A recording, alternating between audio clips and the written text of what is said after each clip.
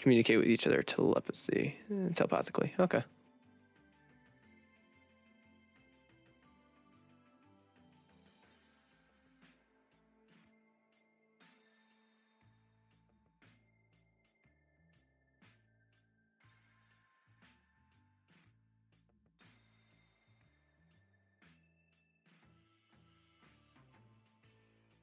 Okay. All right. So let's begin. Last time, the group finished up solving the mystery of Tuba City, discovering a pair of skinwalkers to be the culprits. The skinwalkers themselves, potentially created artificially by a mysterious purple stone and a copper bangle, which was summarily stolen by a group that dropped down from an Apache helicopter. After a confrontation with the Navajo god Coyote, Severin's father was healed, in quotes and question mark, of his skinwalker affliction, bringing him back and meeting up with Jason after a heartfelt discussion, or meeting up with Caton, not Jason. After a heartfelt discussion, Caton agreed to do whatever he could in order to heal Severin's father. After a quick stop at the Navajo Arts and Crafts store in an attempt to get some more super tea, the group found out that the person that sold it to them was gone, disappearing shortly after they left, quitting abruptly. Afterwards, the group was informed by Rachel about the situation happening in Salem, and that the cause of some of the odd ordeals lately may have been the result of a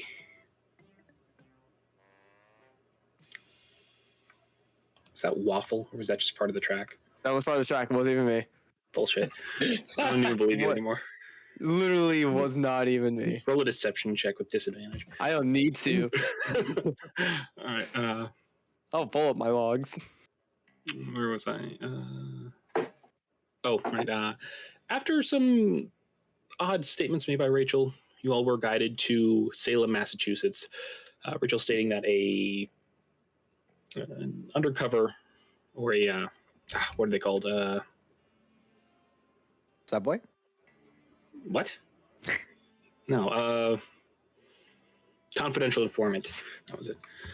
That a confidential informant informed her that the culprit behind this may be an illithid or a mind flayer, and that they should head to Salem, Massachusetts. While doubting some of the things that she said, all of you agreed to give her the benefit of the doubt as you all started to head to Salem, Massachusetts. And I thought of 100 better excuses after session. It's like leading with the confidential informant would have just been perfect and fine. It's like, I have a source, but I can't tell you who. It's like, that would have been fine. Not, well, I contacted the deity that requires me to murder someone. Yeah. I know. I was like afterwards, why did I make it so complicated? All right. And as you all head out of Tuba City, Grant makes a few magical gestures in the air, and a mote of flame appears on the ground, turning into a medium-sized bonfire in the back, though it doesn't seem to give off very much heat, and it doesn't seem to burn anything around it. And then the flames congeal into a... what kind of dog is this? A husky. A husky. Into a husky with a patch of fur on the left side of his face, almost resembling a burn mark or a burn scar. The husky is wearing a red bandana around his neck. The husky looks around, and then he looks at you, Grant. He lifts up his paw, and he says, in your mind, "Hey, Zuko here." God damn it. God. And I'm good now. Who's driving, if you're in the back? Hector was. I'm sure someone was driving. Yeah, see? Yeah, Hector looks in the back and sees Yeah, I'm the up here, dog. see? He goes, "Yeah, you realize I'm made out of bones, right?" Why do you think I made a dog? Hector adjusts the mirror, the rear view mirror, just to make sure that he always has the dog in view. You assume, given the fact that he doesn't actually have eyes. As you all drive for about another half an hour or so, You do get a text from. You do get a series of texts from Greyforge, Grant. The first one requests that you stop by Albuquerque and drop off the 2 items that you've gotten so far, since it is somewhat on the way to Salem, Massachusetts. It's maybe like an hour out of the way. Ooh, cool. You also get a second text, which I will send you.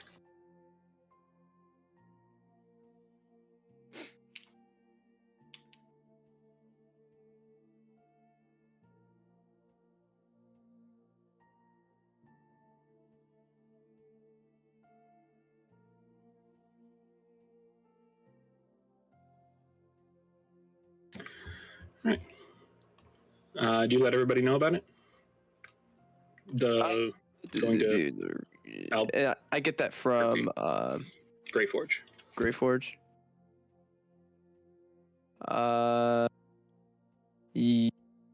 Not immediately, no. Not heading to Albuquerque? No, like I will let people know, like, hey, we need to make a stop, but like the second Okay. thing. Yeah. All right. Oh, that's what I was asking about, was the Albuquerque one. Yeah. So Hector nods and takes the turnoff into Albuquerque. So is there any role play or anything anybody wanted to do after the whole Tuba City everything before we hit Albuquerque? So how many more things like that are we gonna do? Is it just like, I have no idea what to expect with this job. At this point, we've seen flying cows, ghost cows, walking things of transforming beasts, coyotes that fuck with their minds. I don't really. Is there anything can- normal? Well, I mean, Rarely. we've learned of things like this from the bureau. That's what we signed up for.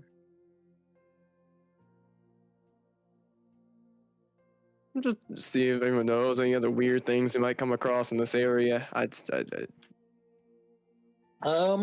weirdest thing I saw was like legit, like a rat the size of a small dog carry a whole pizza into the sewer. That's about as much as weird as I've dealt with. You can come across basically anything you've read in. If you ever read fictional books, you can come across basically anything. Assume that if it's fiction, it might actually be real.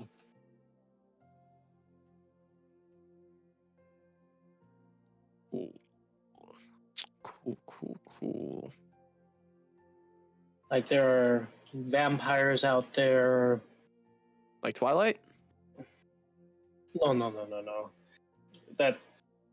That would be, for one, disgusting, and for two, no. Not sparkly vampires, more of burn vampires.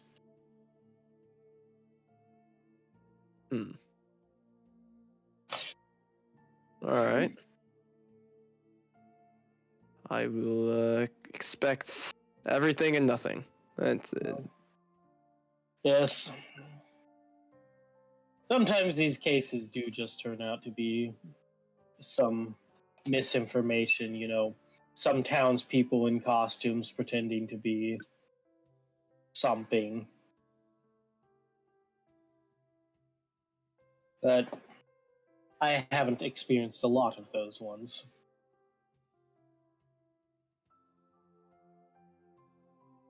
Right then. By the way, after at some point during it, because it's probably quite a long drive, and I swap off with Hector. When Hector goes to sit in the front seat, Zuko immediately hops into the front seat.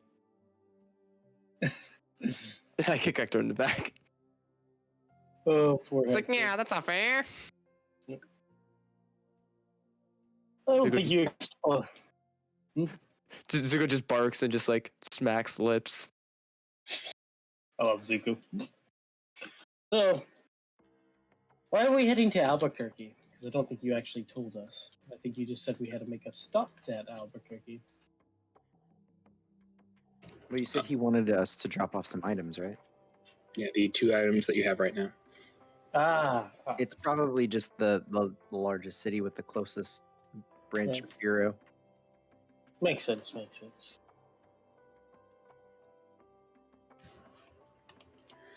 All right.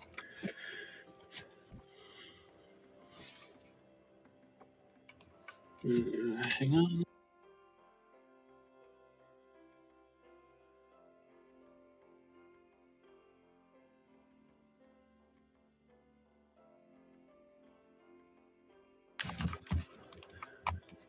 All right. So as all of you head back to Albuquerque and the main field office that you originally set out from what seems like forever ago, but was only maybe a week or so ago, you watch as the desert around you becomes even more desert as you go into Albuquerque, but there is a little bit more greenery as you head into New Mexico from Arizona. Wait, hang on. Where the hell is the map? There it is. Yeah, as you head into New Mexico from Arizona. There's a few more shrubberies and the large buttes and canyons that you saw in a large portion of Arizona give way to much more flat land in New Mexico. There are still the occasional hills and small mountains, but that's about it. As you make your way into Albuquerque City proper, you make your way off of the interstate and into the city. You navigate the city streets, passing by families enjoying their Thursday evening. Yeah, by this time it's later part of the day, maybe 6 o'clock. The sun is starting to dip. The sky is starting to turn that brilliant shade of that rainbow shade of brilliance with the purples, blues, and reds that this part of the Southwest is really known for. Sort of the picturesque look.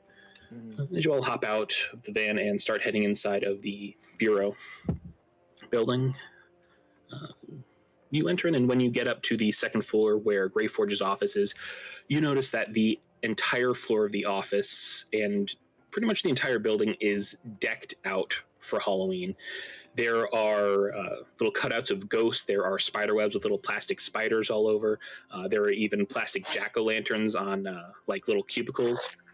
The people walking by, you see a like half minotaur, half elf with like a jack-o'-lantern tie on, carrying like a jack-o'-lantern coffee mug.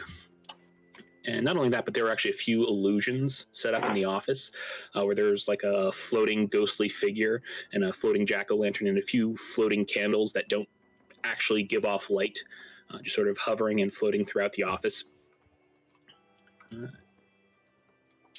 And the invisible person that you saw when you first came there has a tie featuring multiple bones and skeletons on it. As he walks past you, and you hear a disembodied voice from the general area of his mouth say, "Hey, happy Halloween." I still don't got used to it. I happy Halloween. As you all head to Grey Forge's office, you notice that the glass front wall of his office also has a bunch of Halloween decals on it, witches, they're called tombstones, bones, skeletons, the whole 9 yards.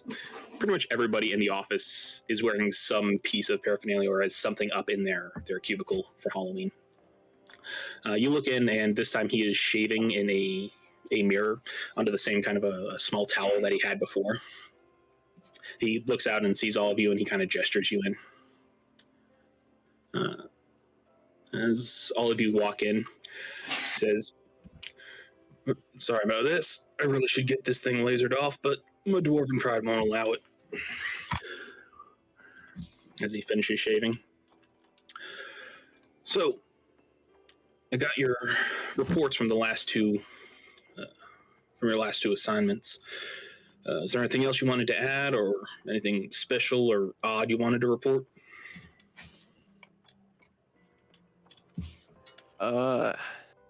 I can't remember. Did we tell Grey Forge about Rachel's informants? She said that she texted Grey Forge that correction afterwards. Oh. Okay.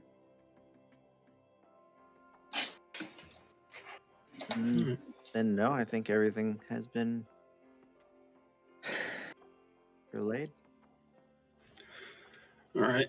Well, based off of the information that we have thus far, whatever that stone was, those creatures, I believe Hector said that they had something to do with the furthest reaches of the expanse. And Hector nods. Yeah, you see, they did. I can't do Skeletor. You do Skeletor. I'm not playing him. You do him. I haven't seen He-Man since I was like a tiny child. I watched like He-Man when I was like 10. All right. It's just ingrained. It's like, yeah, that's correct. See, yeah. Right. It's not at all better. Well, then, for the time being, if it's all right with you, I'd like to put you on that task separately. See if you can track that down. Things that have to do with stuff from that far out tends to become a problem really quickly. We don't know if there are more of these things running around, or why it was there, or even exactly what it is. So if you could take that bangle, investigate it, see what it is, see if you can figure out what that stone or gem was, where it is now, why it was there in the first place, I'd appreciate it. And do, see? He nods. Sorry for separating your team, but this may take a little bit of precedence. And as he wraps up the remnants of the beard hair in the towel, he kind of sets it aside near the trash can.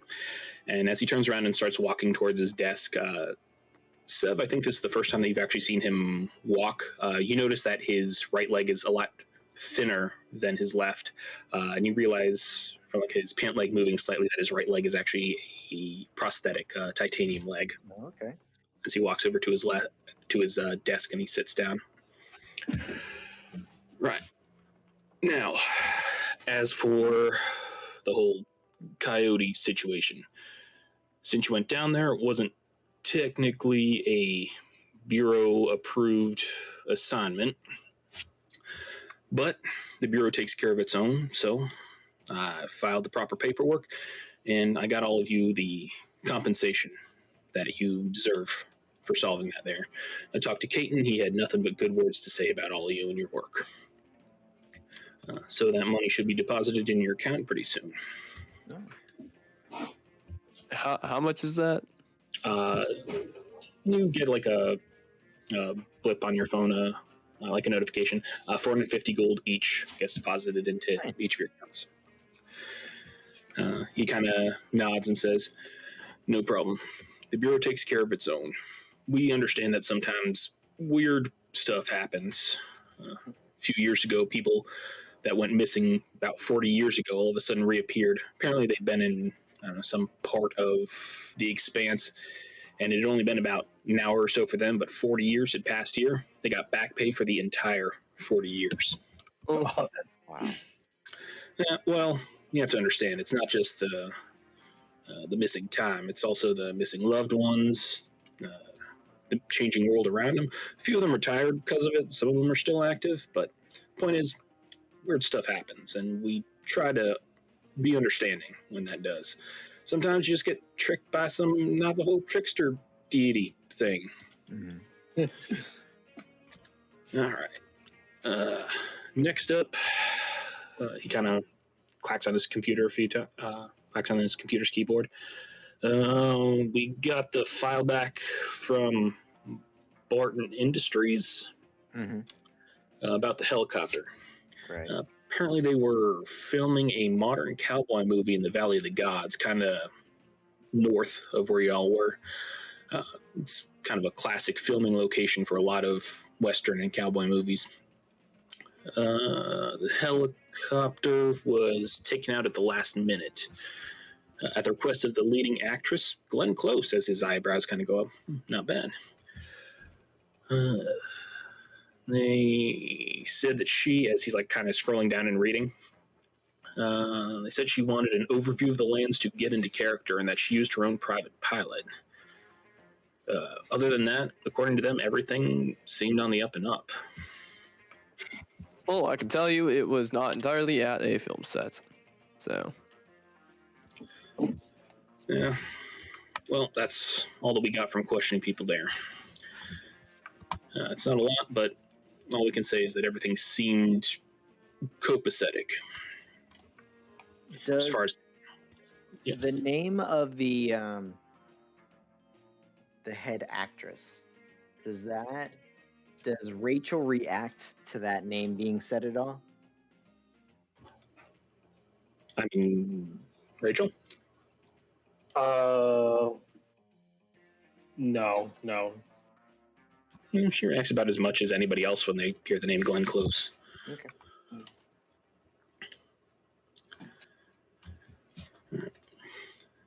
As he sits back down at his desk and he looks at all of you. All right, well, if there's nothing else, drop off the items down with Alice McGrath and pick up your healing potions before you go. Even if you haven't finished the ones that you have, pick up some more just in case. We'd rather have an extra healing potion go away than a dead agent. And maybe spend some of that money upgrading your equipment. Smart. We kind of got roughed up a bit. Yeah, I can kind of see it. Not so much in your physical self. You seem to healed up pretty nicely, but you look kind of tired mentally. If you need to take a day or two off, feel free to do it. I might just take you up on that. All right, then. Well, there's nothing else. Go drop everything off, and you've been doing good work thus far. Appreciate it. Thank you. Thanks, see? He nods as all of you head out of his office. Hector turns to all of you. Well, I guess I need to go investigate this stone. I'll see you all later. I'll make sure that I'm sure we've already done it, like exchange numbers with one another. But I'll just let me know if and when you find out anything, Hector. Of course. He'll take your number and he'll give everybody a nod and start heading off. And if you want this tea, see, you can have it. Yeah, sure. Well, tell you what, roll. Yeah, no, I gave it to your party. He'll give you the tea. You seem to really like it. See, I don't know. Yeah, it just goes right through me. And you notice that he does take off his illusion, given like the whole Halloween setting around here, and just kind of walks around as a skeleton. And then he gets like a few thumbs up for like being in the spirit of Halloween. Just imagining currently Grant being like a druggie after that tea. That tea was amazing. Yeah, so I'll head down and start getting like re-equipped and stuff like that. All right, so you're heading down to Alice McGrath. Is anybody else going with him?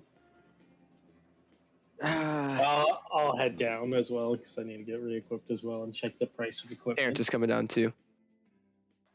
All right. Rai or Sev? Yep. Yeah, Sev, not Silas. Okay. And I will just post these items. All right.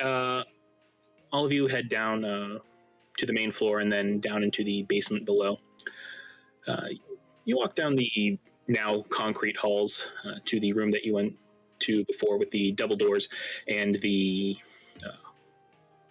sort of reception desk behind the very thick concrete wall and the safety glass window. And behind that you see Alice McGrath, the red-haired elf with the twin braids, young, probably in her late teens, early 20s. She kind of has a headset in and she's kind of bobbing her head slightly to music as all of you come in, and she doesn't seem to notice you when you first enter. I'll give a nice big tap on front of her and go, Alice.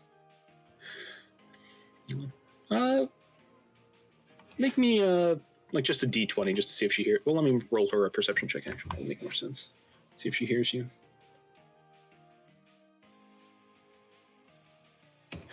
She just keeps on bobbing her head to the music as you tap on the window glass.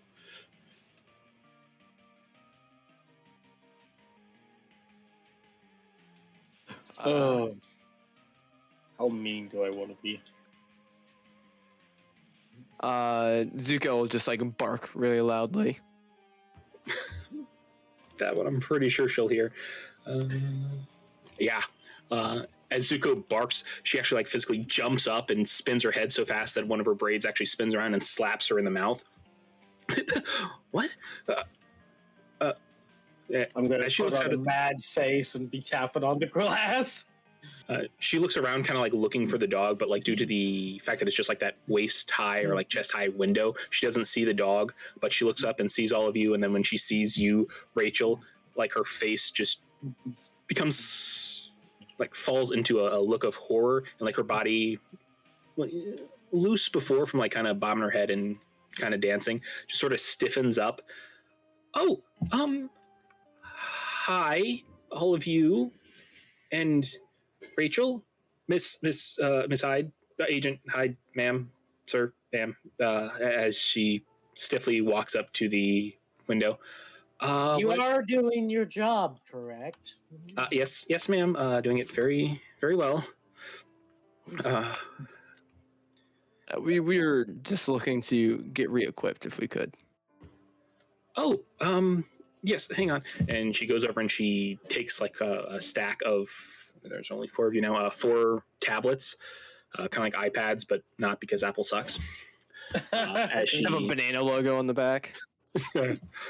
Sure, the banana tablets, as she stacks the tablets in front of you. Here, all of you go. The items that we have in stock should be on there. If you want anything special or unique or any of your personal items enchanted, it will cost a little bit more and we'll have to send them out. But we can have it done. Awesome. And let me. Hopefully, there's some +1 armor on there.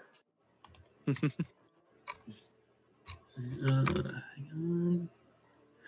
on. And I'm guessing you all would like to restock your potions as well? If we could, yes, definitely. Absolutely. And she hands each of you a potion. What happened to the other fellow? The kind of serious looking one. Oh, he just got reassigned. That's all. Nothing bad. Oh, okay. Always good to hear when it's just a reassignment and not, death. Okay. She hands them over. Say he's already dead. She kind of looks at you and kind of cocks her head in confusion, but is like too afraid to ask anything further. All right.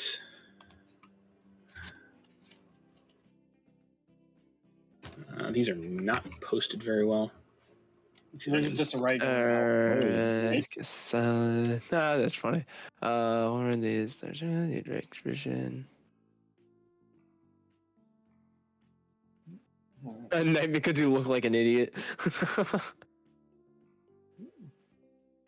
I'll take those. That's really funny. Okay. Let's get No, it coming here.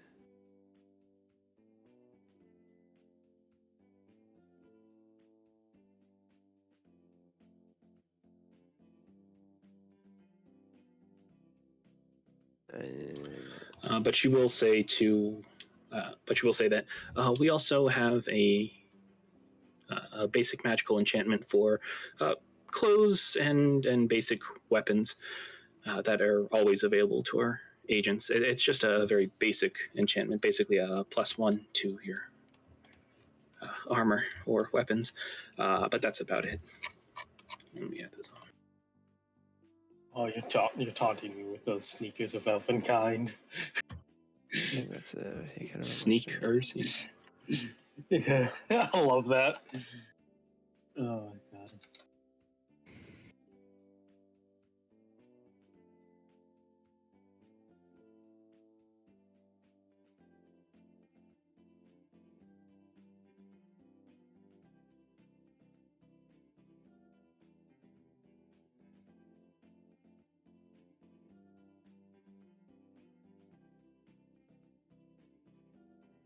I love the description in a lot of these. I'm essentially just gonna be upgrading my armor I know, how he theme and everything. So is it just base price for that, right? For what? For just basic armor. How do you mean? So if I'm literally just upgrading the type of armor I have, is it just PHP price for that? No, he posted. So that's the only. So we. No. You can get that. They have the upgrades to that. It's basically just like a small magic ring or something. It's not a tunic. Yeah, like it's some shielding type thing. Yeah, it's just it's thematic. That's all I was asking for. Yeah. Base. Is there any discount for like trade-in for what I already have? Yeah, I'll say half of whatever the player's handbook value is. Okay. Cool. And then buying this to full. Alrighty, thank you all. So I'm just buying the equivalent to Splint.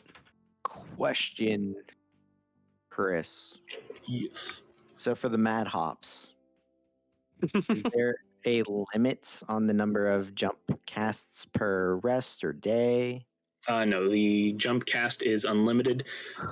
As for the alcohol creation, putting it at the same as a an alchemy jug, which is I think 2 gallons. Cool. I'm gonna buy those. Okay. I'm buying the sneakers. Okay. As you purchase the Jordans of Mad Hops, she takes a pair of Air Jordans and she puts them on the underneath the window and slides them over to you. You see Michael Jordan on the side, only instead of holding a basketball, he's holding like a mug. Yeah. And as you slide the shoes, you kind of smell that they smell faintly of alcohol, of just like a cheap beer. Just very faintly, though. I couldn't have asked for a better item. She smiles and nods. Oh, good, because, when the BAP discovered it, it had gotten quite a number of teenagers drunk in a small town in Kansas. They were making quite a bit of use out of it. Okay. All right, and Rachel, you were buying the sneakers. Yes, this. These shoes are also red. They're kind of like red skips. And she slides them over to you. And you notice that as she slides them over to you, they actually don't even make any sound as she slides them across. Yeah, at first, you kind of think it might be an illusion, but then you remember what they do as you take them. All right, Grant, you were just buying armor. Terrence, if you're buying anything, you are muted. Yeah, he said he's gonna be text chat for a minute. That silence thing is just fun. How are you too poor? You have like 450 gold and stuff. Yeah, you just got 450 gold Mhm. from the job. So anything you have on top of that. Yeah, I want the that remote of- control of muting is kind of cool. Yeah. I was looking at that when I have like just enough gold I could buy that. But I'm thinking about that. Right, change your name. I keep on wanting to call you Xylus. Oh, my bad. Sev has already bought the. Oh, if he wants them, he can have them. I'll keep looking. I honestly, I think you should get the fucking sunglasses, man. Sunglasses. The heart shades.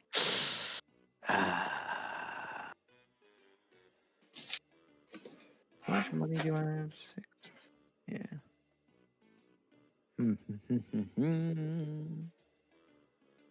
He's taking the approach of shielding. Okay.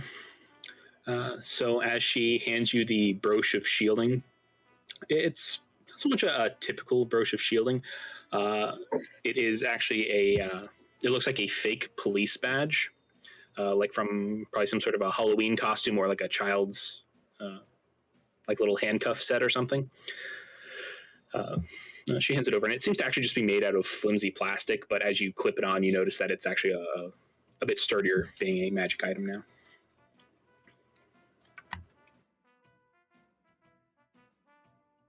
All right. And Sev, what are you thinking of? Man.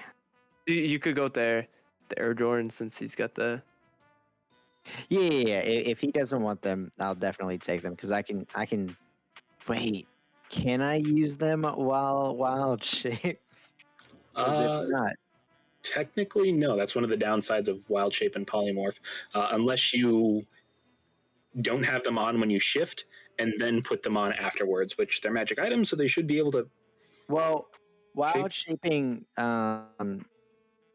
with magic items is if you know to obviously to the DM's discretion, but if the magic item would fit the morphed creature, You'd have to have all your equipment then be out. So like when you transform, your equipment would follow your side. Because I know you have that choice. I don't know that 100% though. Yeah, it's your choice whether you transform with your items or not. What I'm saying is, if you don't have them on when you transform, then you can put them on afterwards, or like more than likely have someone else help you put them on because they do change shape as you go. Or you can just transform normally, but your clothes will rip and tear. The boots won't. The boots will be fine because they're a magic item, but your normal clothes will. Or you can always ask for a set of clothes that wild shapes with you and do it that way.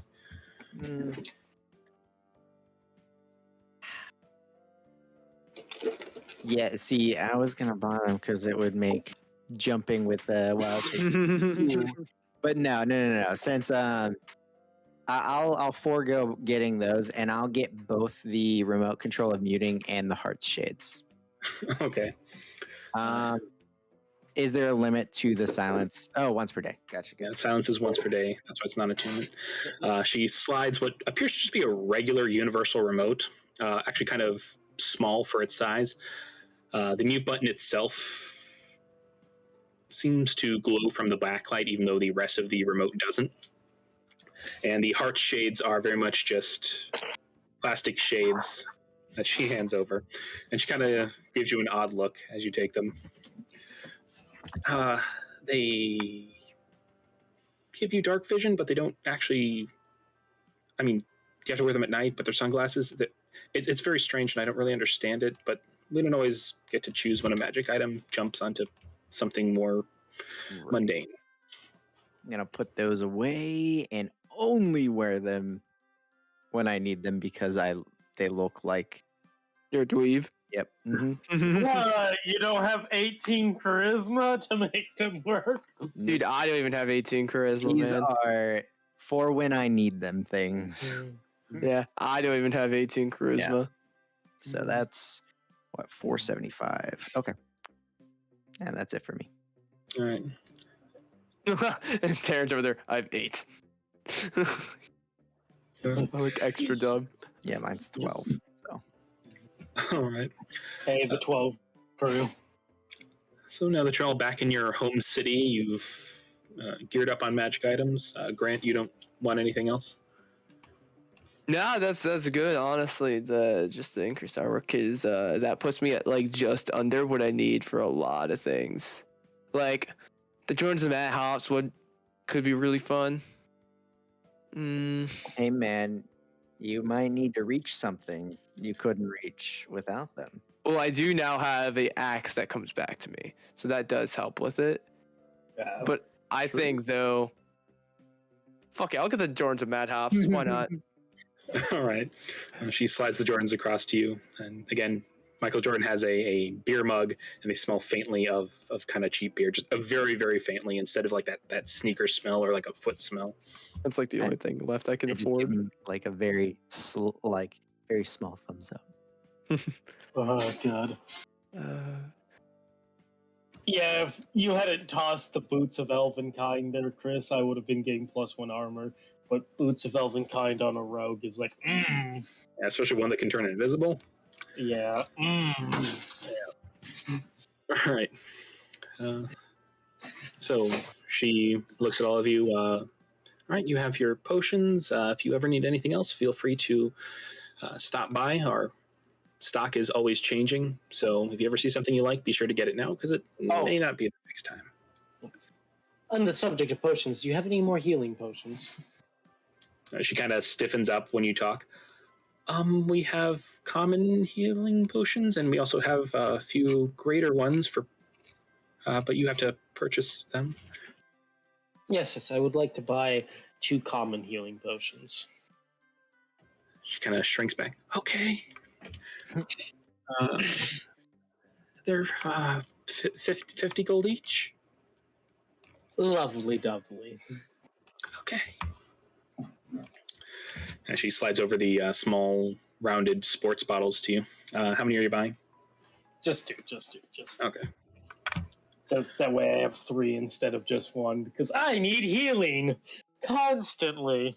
And she says, and the greater ones are 200 and just 200. If anybody wants any. Don't think any of us have money left. All right. Yeah, I have like 150 gold left. Terrence said 1. She slides one over to Terrence. Nice. Hey, when you have that little HP, man, Yeah. now I will be 2 gold. All right. Yeah. I mean, if anybody wants any, I can spot you for the difference. I should be fine. I'll be fine without him. I have uncanny dodge now, so half damage.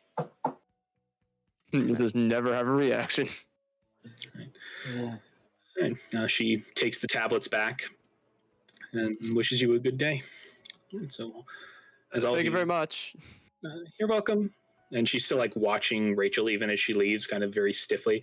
And then after she leaves, Sev, with your observant feet, you kind of notice her kind of stiffly like after Rachel leaves. Can I walk around the corner and then quickly poke my head back around just as an extra thing and give the "I'm watching you" look? As she relaxed, she notices you all of a sudden peek out and do the "I'm watching you," and then she perks back up, stiff as a board. Then she just like nods wildly as wildly as she can. You see from around the corner though, like an arm grabs Rachel by the shoulder, and she just gets pulled over, zoom like a cartoon. Like, come on. All right. Oh, come on! You gotta keep an eye on her. As all of you start to head out of the bureau, if you're taking a few days off, then I guess you have some downtime. What would you all like to do? We'll start with Sev, since I think you were the one who first recommended downtime or decided in favor of it.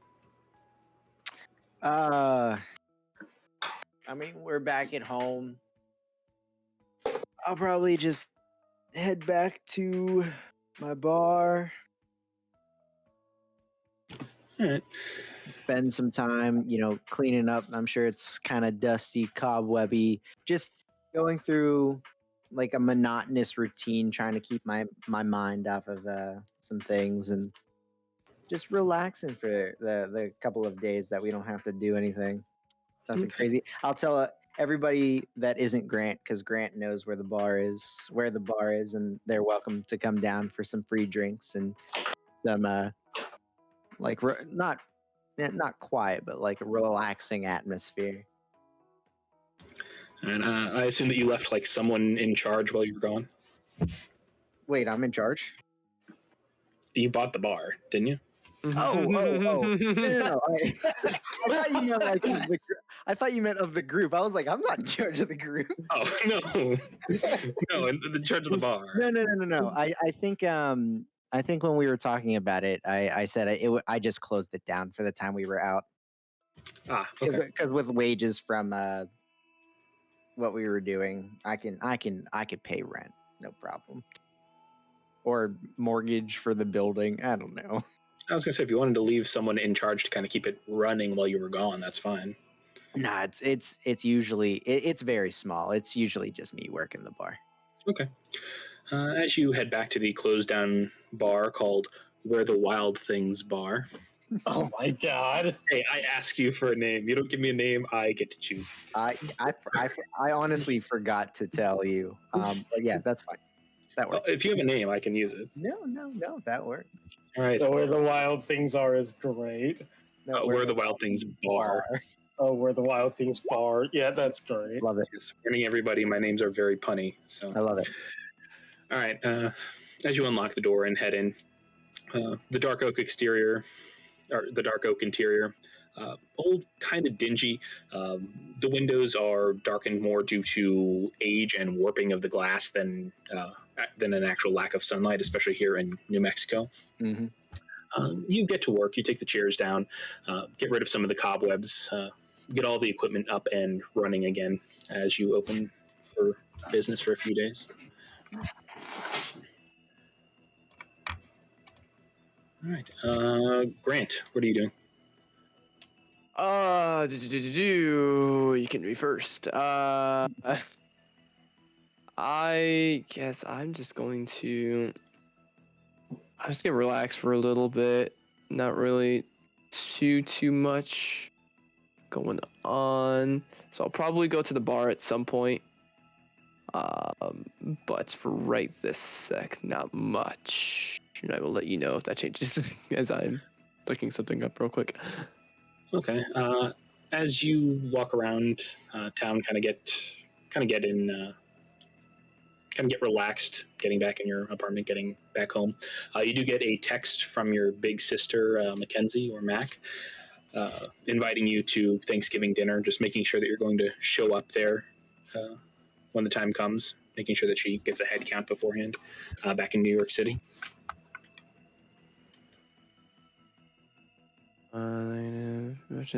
Sorry, so I just was going through and I realized you had sent me under the pregame stuff. Notice a whole section I forgot about. Oh, yeah. So we'll say what we're talking about. I heard the New York City. That's fine. You get a text from your big sister Mackenzie or Mac, kind of just asking you whether or not you're going to be at Thanksgiving dinner in New York this year with the family. Just trying to get a head count. Like a month or so before it actually. Yeah, it's like, oh shit, Thanksgiving is that soon. No, I don't think so. Work's been kind of holding me up a bit. Been doing a lot of traveling. I actually just kind of sat down for the first time in a while.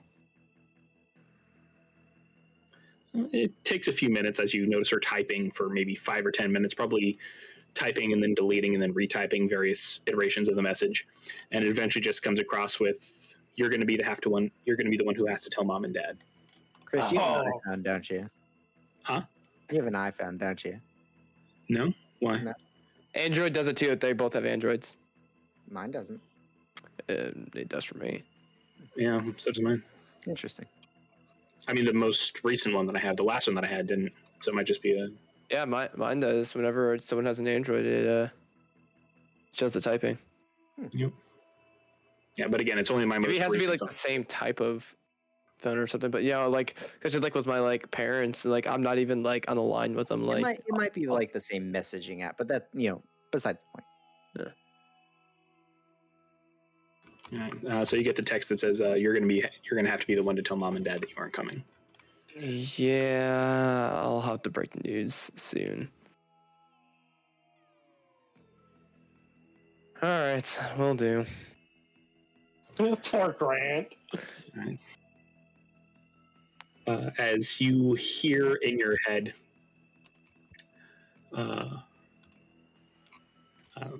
as Zuko puts his paw on your leg as you're sitting there, and then you hear in your head, sometimes clouds have two sides, a dark and a light, and a silver lining in between.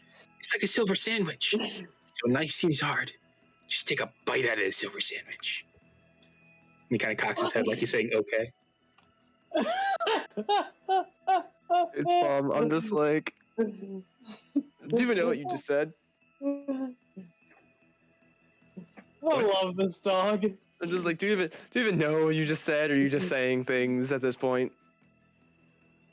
He kind of cocks his head. Taking bites out of things is good. Because it's food. Yes, it is, Zuko. Yes, it is. It's like scruff his head. He enjoys the scruff. Oh, God. Okay. Was there anything else you wanted to do, Grant? No, I'm definitely going to the bar now. Being like, I don't want to have this conversation yet. So, Okay. Zuko follows you. Are you picking up any sort of pet supplies, like bed or something for him? Oh yeah, I guess he is. You're not gonna be coming with us. Yeah, I'll go to like Petco and like get some like a nice like fluffy dog bed. And well, he doesn't really need food or water, so I don't need to worry about that. Luckily. Yeah, I rule that they don't need food or water, and they also don't need to sleep. They can sleep if you want, but they don't. Since they don't eat or drink, they don't shit, which is also very nice. So, yeah, I'll just get like a really soft bed that's not gonna be too hard with the floor of the van.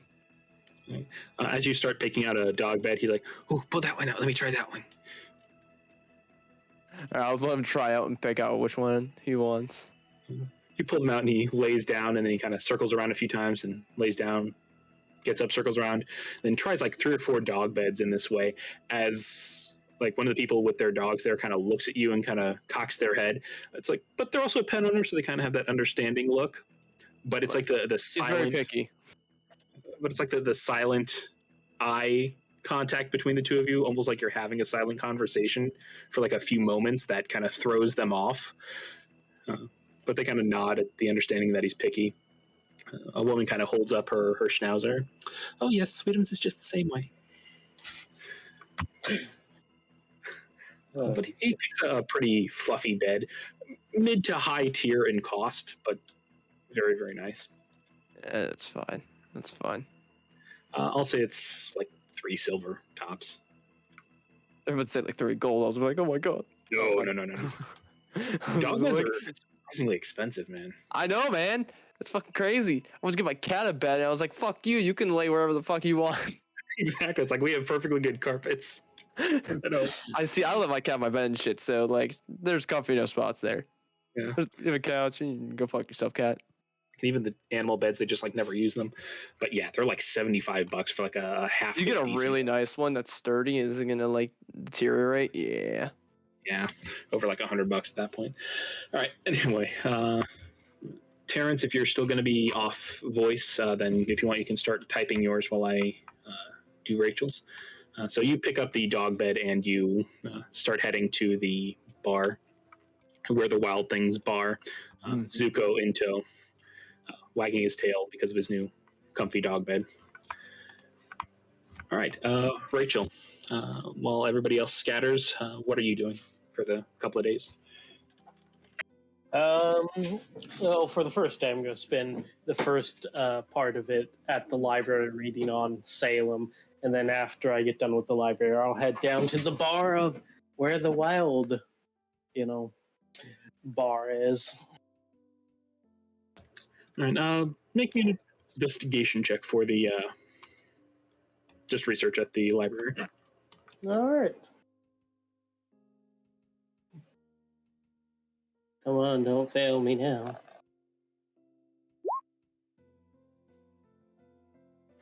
All right. You actually find a lot of books on Salem because this is Salem, Massachusetts, the famous Salem from the witch trials. So most of the books that you find are actually about the witch trials. I'm guessing you already know the basic story about the witch trials. Yeah. A bunch of children and adults accused people of being witches. They were probably motivated partly by parents, partly by greed or politics, things like that. I think 14 people were hung, and I forget the number that were actually accused. Some people actually just died in prison waiting for their trial. And since you rolled high enough, you also find some other little tidbits of Salem. Like Salem was not just this site of this horrific thing to happen. At the time, it was also the 6th biggest town in the entire United States, and it was actually one of the major shipping ports for America before it was America. It happened back in the late 1600s was the witch trials. So it was also one of the main shipping ports, and that's why there were so many people there. It was also the home for Nathaniel Hawthorne, the famous author that wrote The Scarlet Letter and The House of Seven Gables. There's actually a hotel there named after him, even though he never actually stayed there because it was built in about the 1900s. So he grew up there, and it was actually his father was actually Judge Hathorn. Was one of the few judges that participated in the Salem witch trials that never apologized for it after, or never seemed remorseful about it afterwards. And it's actually supposedly because his father was like this horrible judge in the Salem witch trials that he changed his last name from Hathorn to Hawthorne and added the W in there in order to attempt to distance himself from his father. Huh, interesting. I've learned new stuff today. And D&D, we research stuff. So much useful information that I now have thanks to D&D. Like sealing wax and candle wax are different things. Very different, yes. Yeah. Until you try making one of those letters for your players, though, you don't know, and then you find out quickly, but it doesn't work, and it just gets sticky and horrible. Yeah. All right. So after the first day, you finish up your research as you head to where the Wild Things bar. And we're waiting on Terrence. While we're waiting on that, I'll say the three of you meet up at the Wild Things bar. Grant, you arrive first. You open up, and you get like a little bit of dust in your face as you open it up, just because Sev hasn't finished cleaning the bar entirely. It's not a lot of dust since he's only been gone for like a week or two. But the chairs are down. There's maybe like one patron in there, just sitting at the bar, kind of nursing a very basic beer, probably after a hard day.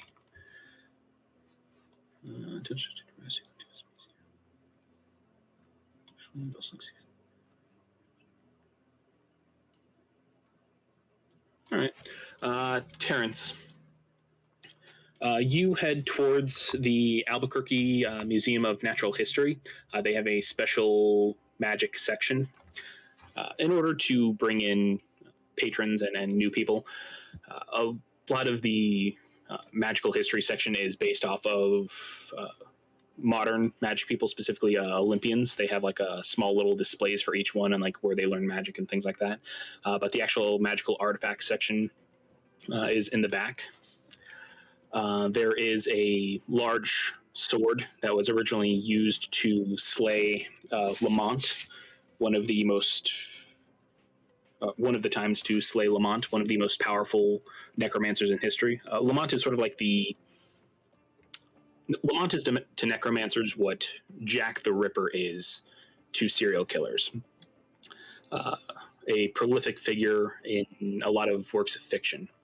He was also a prolific figure in history. He is one of the very few people in history to have actually beaten death. He was born in about the 1500s in France. They don't know the exact date that he was born or exactly where, but they do know that he has been killed no less than 6 times and just kept appearing afterwards. One of the things that makes his situation particularly odd is that he was not any sort of undead or any sort of lich. Everybody that ever went up against him or met him said the same thing. Any sort of spells that detected undead, even things like Grant's divine sense, never detected any sort of undead. And this sword is very prominently displayed as the sword that killed him the 3rd time. He was finally killed supposedly for a final time towards the end of World War II. After he had a falling out with Hitler, he let all of his zombie soldiers under Hitler's command kind of fall dead instantly. And this was seen as the major turning point of the war, because most of Hitler's outward occupation forces were manned almost exclusively by these zombie soldiers because they were so cheap and easy to arm, command, and revive later. And shortly after that was supposedly the last time that he was killed by the Allies. And the sword is very prominently displayed in this case.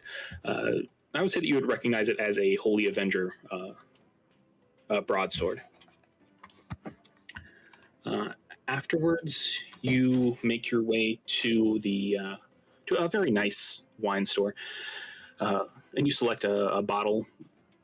Shit, how much gold do you have? You have 2 gold. You aren't going to be able to afford a very good wine with 2 gold. How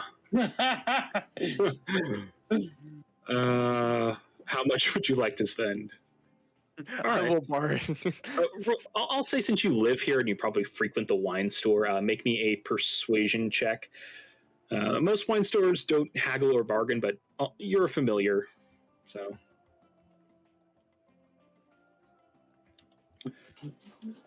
Gonna come to the bar to get free booze. Oh.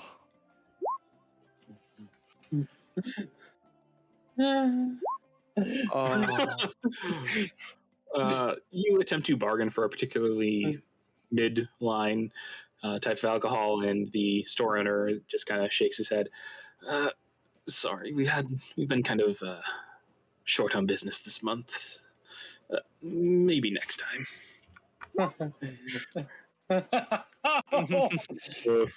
Okay, the cheapest wine you can find is like a box wine. It is 5 copper pieces, Oh. and it is a gallon of alcohol.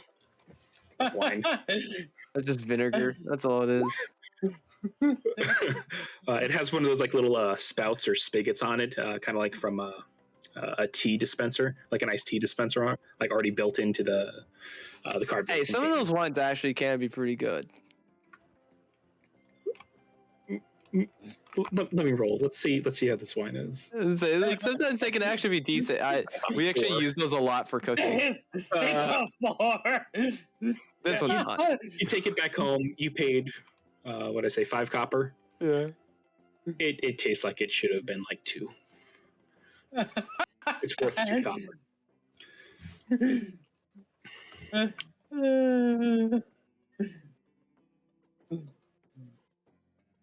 I'm just gonna say you got what you deserve, bite.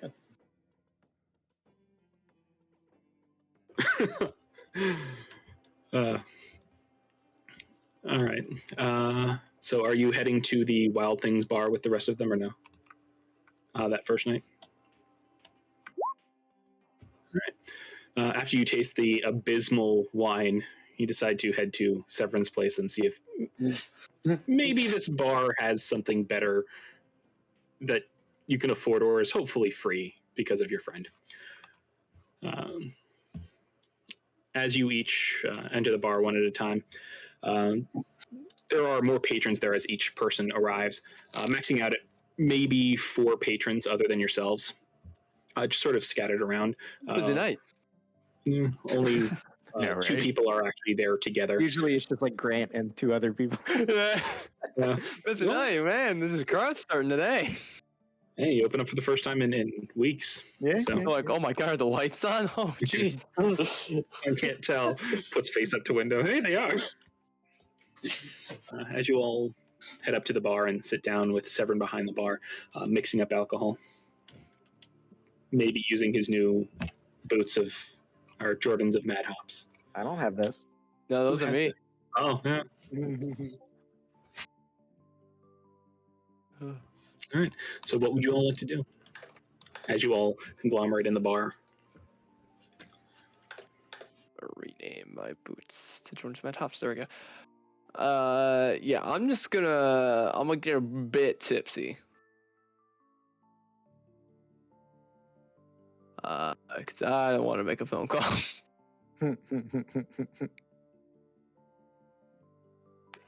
Out of curiosity, what is the alcohol quality here? Good question. Sev, roll me a brewer's kit check. I'll say your wisdom plus your proficiency.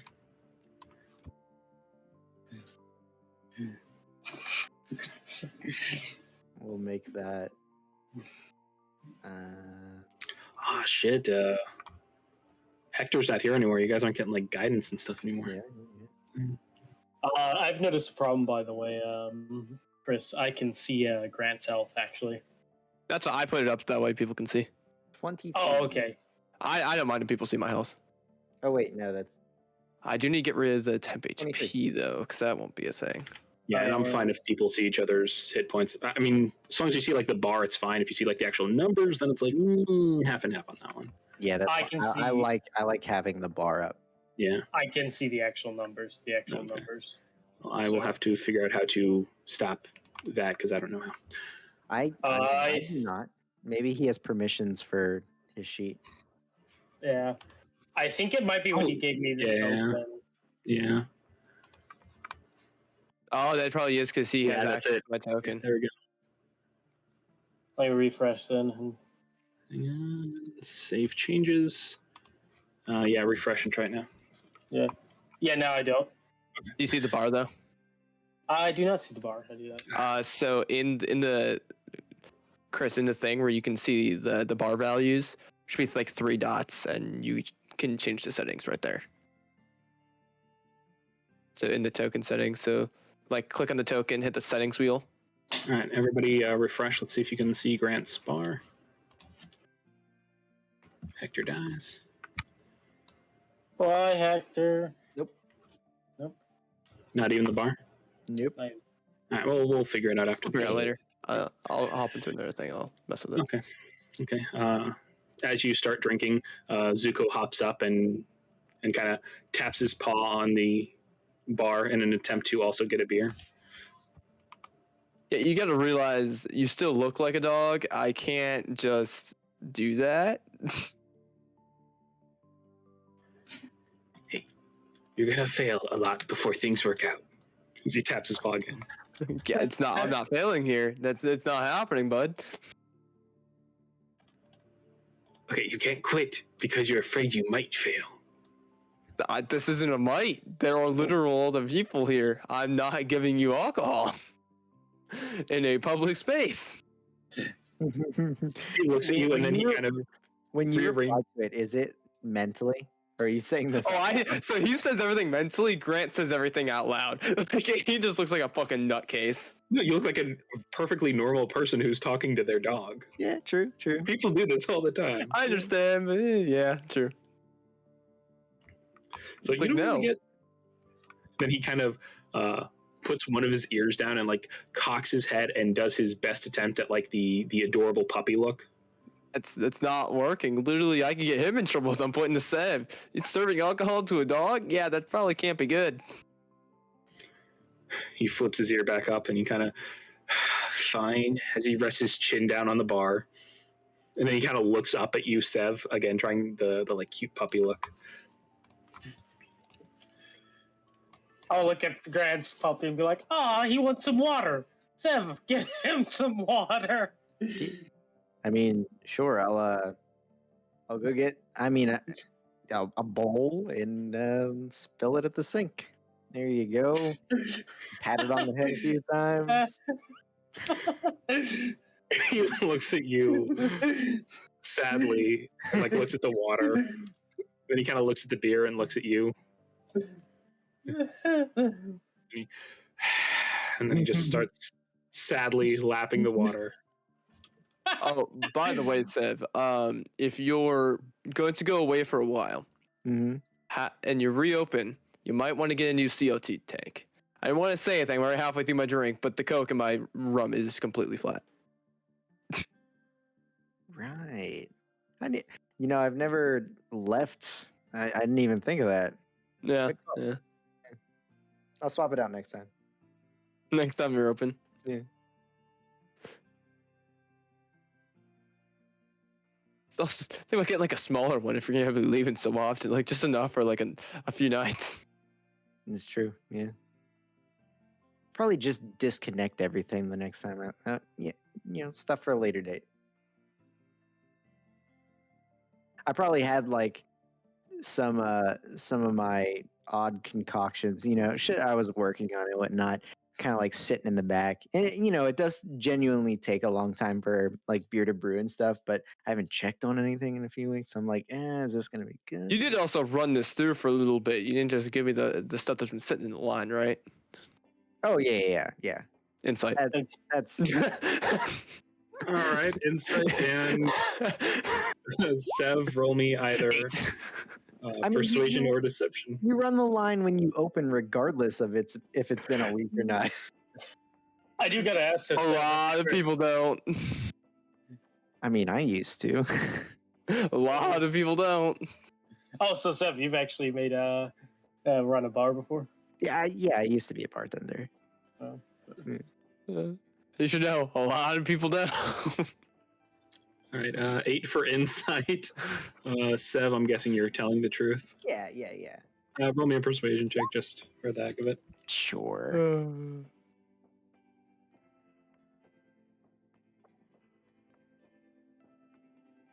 not advantage, but 19. Yeah, there you go. Yeah, you're pretty certain that he cleared the line. It's probably just a problem with the system itself. Yeah, it's probably just because it's super flat. It's just syrupy. So I continue drinking my drink. Hey man, next time I'll add more rum and less Coke. It's fine. I like swig back what I have. I'll take you up on that. All right, and I give him a double. All right. Don't you have like magic that could like carbonate or something? I don't know how this works. No. I I mean, think it'd be too much of a stretch to say prestidigitation. Could I don't even have that. I'm a druid. no, druids don't get prestidigitation? No, fucking useless class. It's druid craft, the worst of the worst. And you get like thaumaturgy, I think too. Hey, you could check the weather I absolutely could check the weather. instead of just pulling up your phone and seeing what the Yep. next week is gonna be like, or the Yeah. the farmer's almanac. The worst. You can see the next like upcoming weather. Hey, Oh man. my god, druids have been made useless in modern Yeah, society. I cast druid craft to check the weather for the next 24 hours. Grant casts open Google and checks the weather for the next week. It's weird. Have you seen the farmer's almanac? It gives you a general prediction of what the whole year is gonna be like. It's great. Can your spell do that? No. And it doesn't even tell me. I have to interpret what it looks like. Yeah, you. It's not the DM like describes. You're like, I don't. Is this cloud moving fast or slow to you?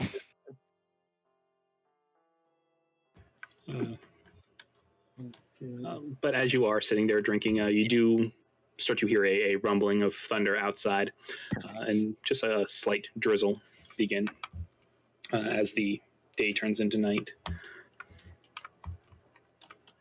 It turns out like a very nice, calming patter of rain. The thunder isn't too bad. It's more just like a rumble in the clouds, no actual lightning strikes. But it actually helps set the atmosphere of this bar. A hole in the wall, the smell of stale beer is kind of worked into the wood to the point where you can't really wash it away anymore. A lot of the wood is warped to the point that, again, you would just have to refurbish everything in order to get everything perfectly level again. But over the night, actually, an extra person or two comes in just to escape the rain and orders just some basic beer. As one of the patrons actually walks up to Terrence and sits down. Terrence, are you back yet or no? No. Okay. Quickly next, so we hear the DM goes, instead of Terrence, we're gonna have to pick another person. No, it was a Terrence thing. But anyway, Rachel, what are you doing during all of this?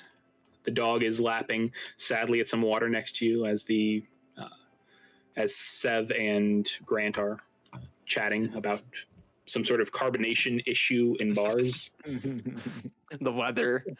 Rachel is not even used to bars. She's not used to hole in the wall bars either. So she's just kind of staring around and going, why does it smell like stale beer? And while the bar itself isn't that high class, with a 23, the drink that you drink, the alcohol that you get, the beer that you get is actually surprisingly good. Like those upscale microbrew type of beers. Rachel's like in direct contrast to the actual look of the bar itself, the dingy look. Rachel's impressed, and she goes, Severance, if you just dressed up this little place just a little bit, you could get higher class customers coming in. Your brew is very excellent. Well, thanks. I didn't really have the funds to make it upscale, and I kind of like it how it is. It's like a little hole in the wall, you know? Just give him a look like, what the heck is a hole in the wall? Good.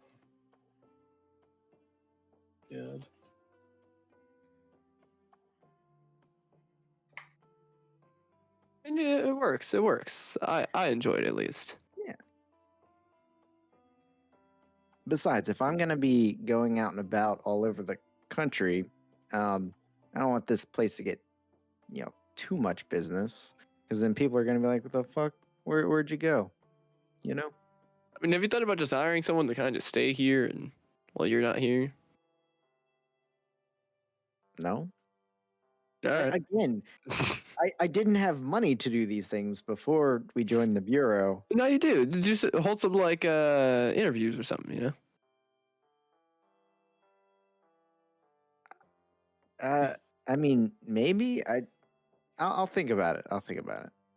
Yeah, just an idea. The man that was kind of at the bar when you first stepped in, Grant, large, very dark skinned human, bald head, very fit, kind of wearing a basic white t shirt, kind of lifts his head up. I mean, if you're hiring, I work at Amazon, so I'm looking for literally any other job. It's at a packing plant. I got in trouble for taking 5 minutes to piss like 2 days ago. I throw him a napkin. Here, just throw down your contact information. I'll think about it. He kind of holds up his finger and he reaches down, picks up a backpack, opens up a folder, and he actually takes out one of like a small stack of resumes and slides it over to you. I've been looking. Okay, yeah. Poor man. Oh, you gotta hire him now. You gotta hire him now. Hey, I'll think about it. I like it just being me here. All right, man. That's fine. I do have bar experience, though. Like I said, I'll look this over and I'll think about it, but no promises. And I kind of just point at him. He nods and says, "That's fine. I understand. Number's on there if you change your mind." As he nurses the rest of his beer. And Terrence, as you're sitting there drinking, one of the older-ish customers, maybe in his 30s, one of the customers maybe in his 30s, kind of walks over to you. A slight goatee that isn't very well kept. He walks up to you, Terrence, as he sits down. "I know you from somewhere. What's your name?" What's your name, stranger?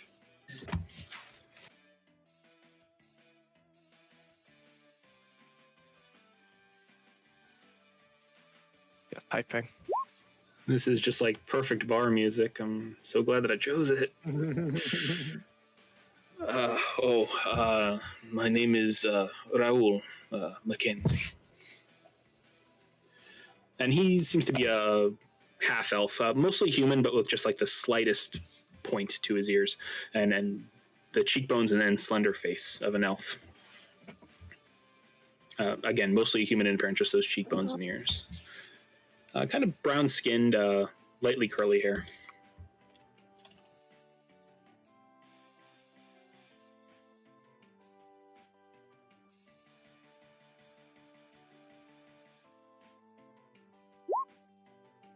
There's not going to be any problems here, are there? He looks at you and he's a little tipsy. But no. I think I know him. Terrence, Professor Holland. That's it. Okay. Yes, he was a teacher at You were a the teacher? university that I went to. Yes, he was very good. Very stale. Very knowledgeable, though. I actually learned a little bit of magic because of him, as he kind of takes his hand and then he kind of like makes the gesture for prestidigitation, but like nothing happens. Hang on. And then he tries it again, and there's like this small little poof of smoke, like someone like just lit a match, but like not much. Fuck. Hang on. Then he tries like another one time, and he gets like this small little flash of light, and then finally the third time he gets an actual proper like little array of sparks, kind of like someone lit a sparkler for a few seconds. There we go. Sorry, it's been a few years. My niece loves the little trick, though. Hey, I can't do that. That's pretty good. Thank you. It takes several months to learn how to do. Years in order to get even remotely good at it. So I never got that great at it. I was mostly trying to learn it to, well, because he piqued my interest in the magical arts, and because I heard that it could clean things very quickly, and I am a bit of a slob, and a quick and easy way to just snap your fingers and clean a room sounded amazing.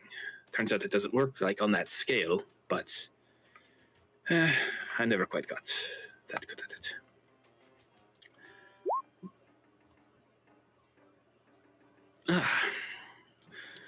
Well, I know you probably don't recognize me. I was in the back of your classroom, but I just wanted to. You seemed familiar, and now that I know who you are, I just wanted to thank you that you did pique my interest in it.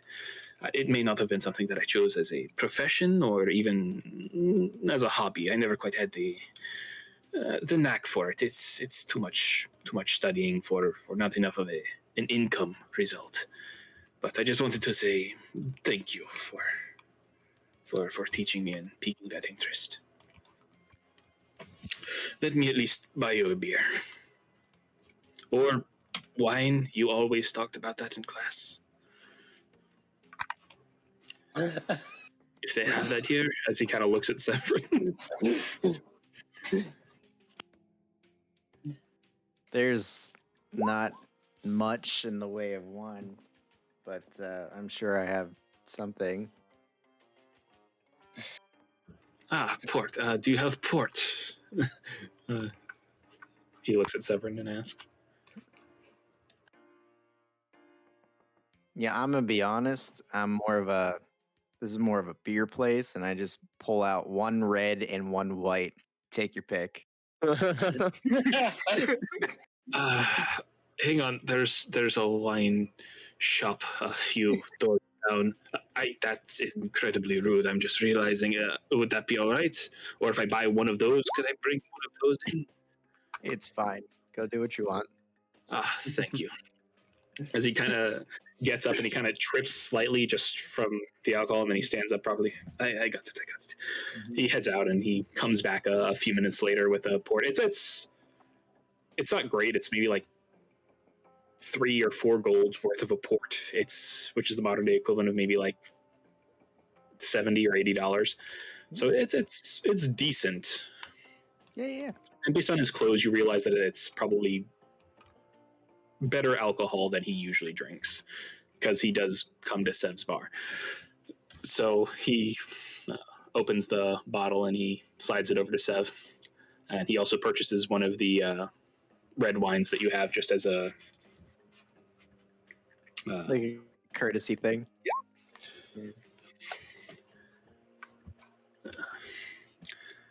He looks at Terrence. I'm glad you enjoy it. As he takes his own glass and he kind of sniffs it and then sips, and then he kind of winces slightly, and then he looks over to Terrence and smiles. It's delicious. Port is really, really great.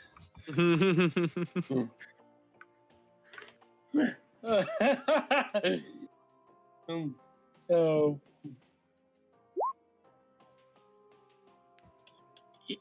Yes, it tastes like wood, which is what I like in my liquids. Like someone just took a tree and just put it in a blender, and it just goes down smooth. Why I stick to rum? Yep. Okay. Oh, yes. And he just starts spouting off generic facts about wine and like grapes. And you can just tell that this man is trying to appear more intelligent than he is. He tries to sneak in any sort of words like acidic or oaky flavors or earthen flavors whenever he can. But you notice that they don't match up quite very well. Just trying to appear a little bit more intelligent than he probably is in front of an old teacher. Mm-hmm. And those are you that have been watching him, particularly Sev with your observant feet. You notice that when he's talking to Terrence. He's sitting a lot more straight. He's acting a lot. His demeanor changed to more of a student with a teacher kind of thing, even though he's no longer his actual teacher. Gotcha.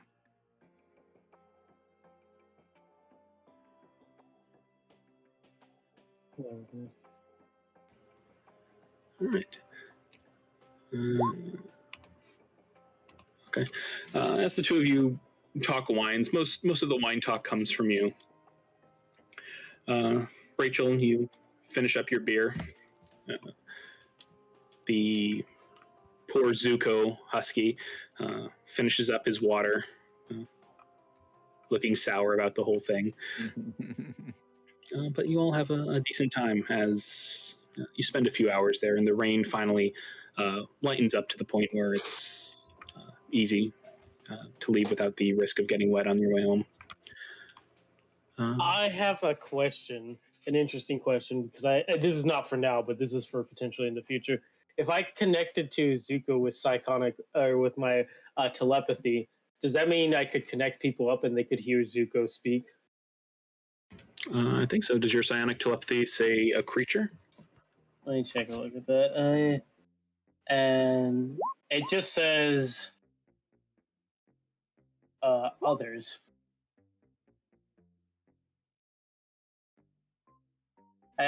More creatures, yes.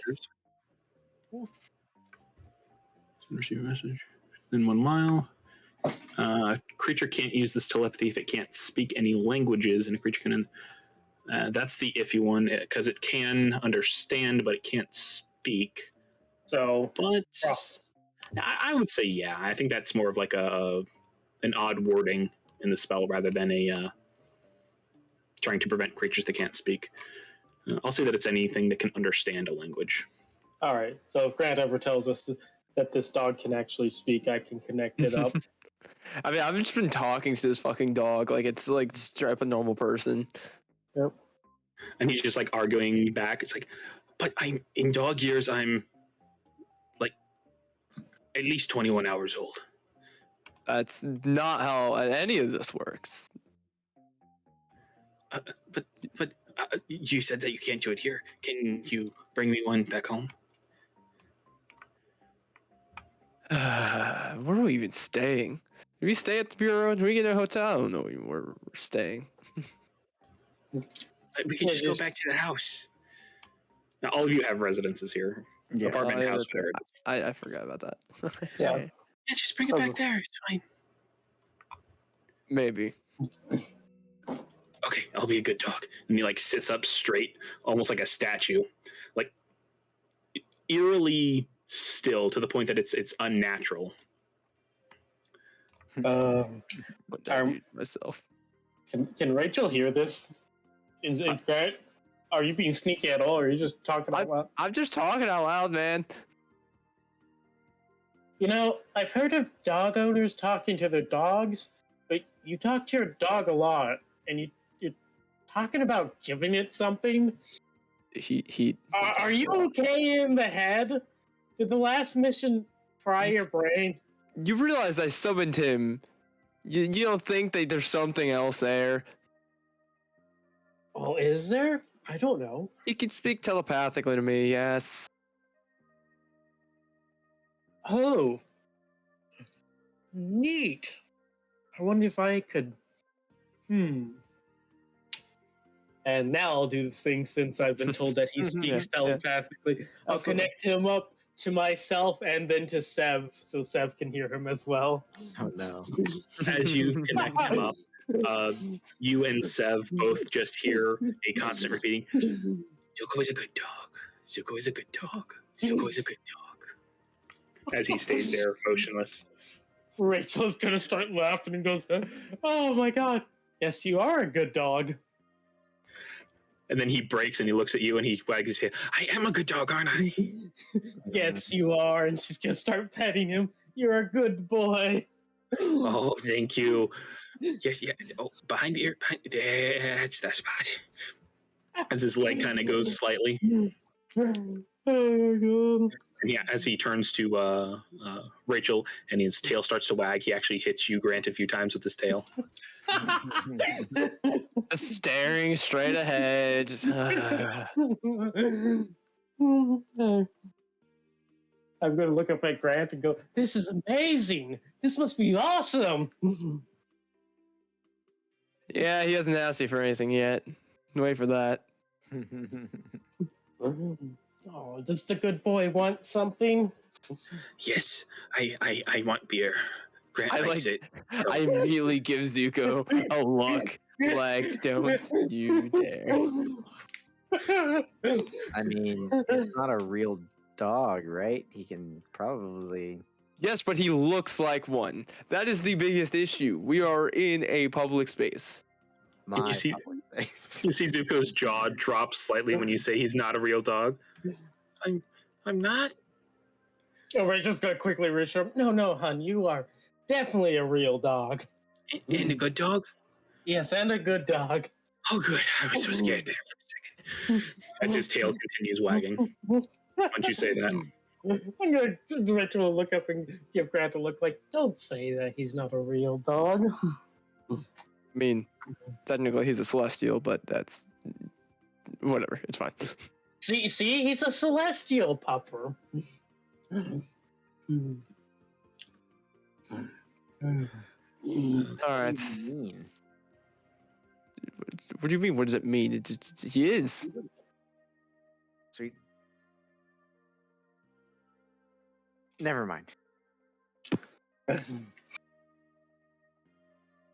Are you really gonna be like, how does that work when you transform into freaking large Yes, cat-like but beasts? Celestial implies some sort of deity or gods or something, right? Oh. Zuko's gonna say, no, it's more like just a bunch of balls of light. It's really boring and terrible, but I have fur now, so it's better here. He said. Oh, good. I love the dog. All right. I'm starving. I'm gonna go get some food and some for him. And I'm gonna go rest. And a beer for the dog? Come on, Zuko, let's go. Zuko looks at you and kind of looks back at her. You didn't answer a question. Is there I'll beer leave for the without dog? you. As I'm like just turning around, like leave the money and tip for Steph in the bar. Just walking out, just like, I'll leave you behind. He follows you. Like he's saying this like as he's walking like next to you. There's beer for the dog, right? As all of you hear as he disappears out. And then like as the night goes on, so long as he's within that 1 mile, you just hear like the one-sided part from Zuko. Just like, oh man, is that prime rib? No, come on, give me some. It's Rachel's gonna be chuckling the whole time and having trouble keeping composure with this mad lad there. And just like as you're drinking, just all of a sudden you just randomly hear squirrel. Okay.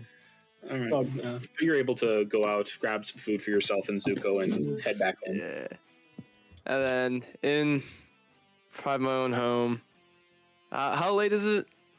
I'll say by the time you get home, it's probably 10:30. 10:30. I'll call them later. They'll be fine. It's getting late. It's late. I'll do that later. They're probably busy. They're probably sleeping. That's right. Yeah, they're sleeping. And I'll eat dinner and then work out for a little bit before I go to bed. All right. As you work out, you feel more refreshed after you finish the workout. Like after you finish like a nice workout and you take a shower, kind of like your body is cleansed from a lot of the stress and bad things that have happened to you over the last week or so. The strangeness of the ghost fight, discovering that your friend Severin's father apparently got turned into a monster and you don't know what happened to his mother. The fact that you were on a hot air balloon for the first time. It all sort of... I threw a skeleton out of a hot air balloon. It acts as a sort of a meditation, as it centers your mind and calms you and really cleanses you of a lot of the worry that you've had. After Zuko eats dinner with you and he tastes alcohol for the first time and immediately decides that he actually doesn't like it, you head to bed, and Zuko kind of hops up and sleeps at the foot of the bed, keeping your feet warm as you get a good night's sleep. Rachel, are you doing anything for us tonight? She'll drink one beer and then ask, Dev, can I get this in a bottle or whatever you store it in and take it back with me to my apartment? You can buy a growler.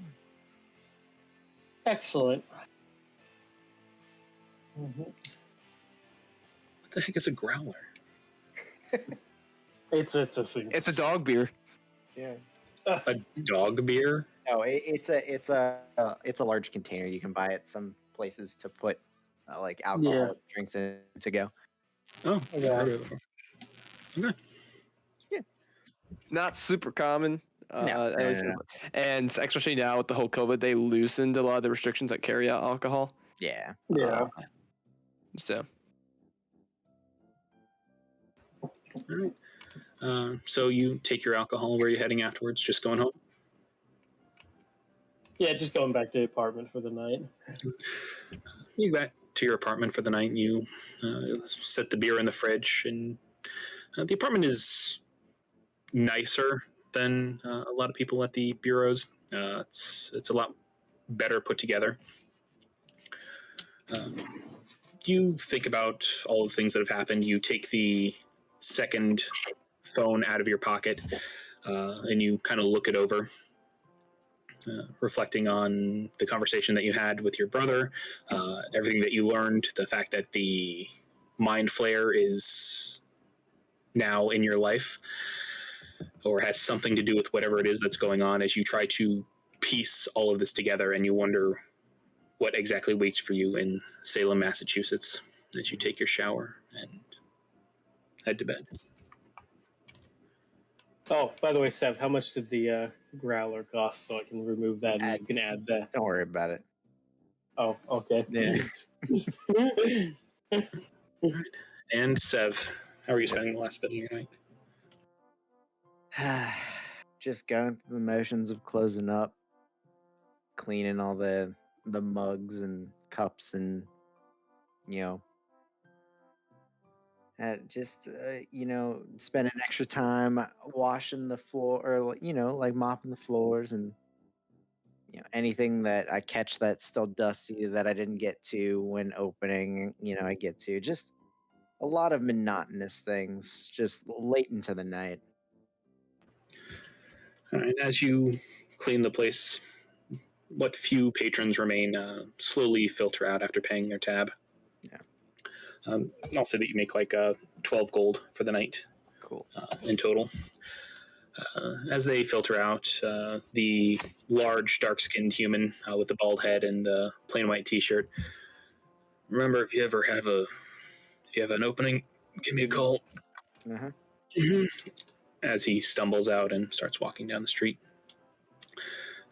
As you finish sweeping and mopping for the next hour or so, you again think back to finally finding your father and just sort of having little flashbacks of the state that you left him in, missing like the front half of his mouth, all of the skin off of his back, like the bigger part of his tailbone, and wondering how that will turn out, not just physically, but how he will turn out mentally after all of this. How much does he actually remember what happened to your mother? All these questions circling around in your mind.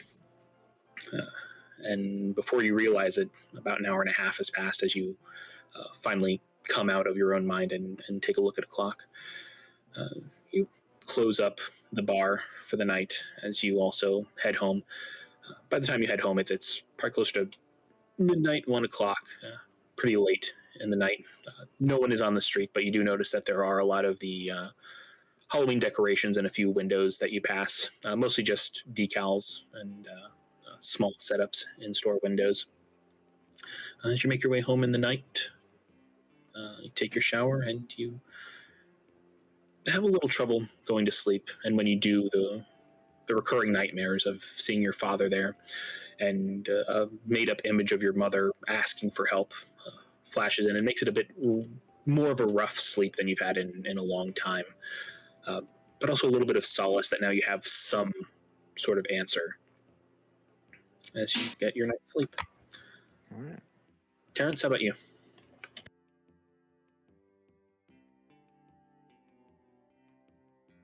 He did say he got another call, so he might right. be away. Okay, so Terrence finishes talking with his student as he also heads home with the remainder of the port, about a half bottle. He finally gets to relax at home, finishing off the bottle and watching a nice opera on TV. And come morning, what would you all like to do? Would you like to take another day off, or would you like to head to Salem? Well, out of the way, I get up at 6 o'clock in the morning and go for a run. You can't skip any day. Zuko joins you on your run, but he's even though he's a summon, he's not as used to the constant physical activity, and he falls maybe like 20 feet behind almost constantly. But he does try, and he does enjoy the exercise as much as you do. And he says to you mentally, "Don't worry, I'll get better as I get used to it." The trick is to just keep going. If you slack off, then you're going to start losing that. You've got endurance is everything. His eyes kind of go wide. "Of course, don't stop running. It's the secret to running." Then he looks at you. "Thank you." As he like starts running again. "Don't stop, don't stop, don't stop, don't stop, don't stop." As he runs next to you, and he maintains being. He gets a little bit closer to you in the run, maybe only lagging about 10 feet behind from there on out. But you finish your run in the nice early morning. It's still very nice and cool, but without it being humid. It is just like that perfect running weather. By the time you're done, you've had a nice sweat, a nice workout. You take your shower, and you're ready for the day.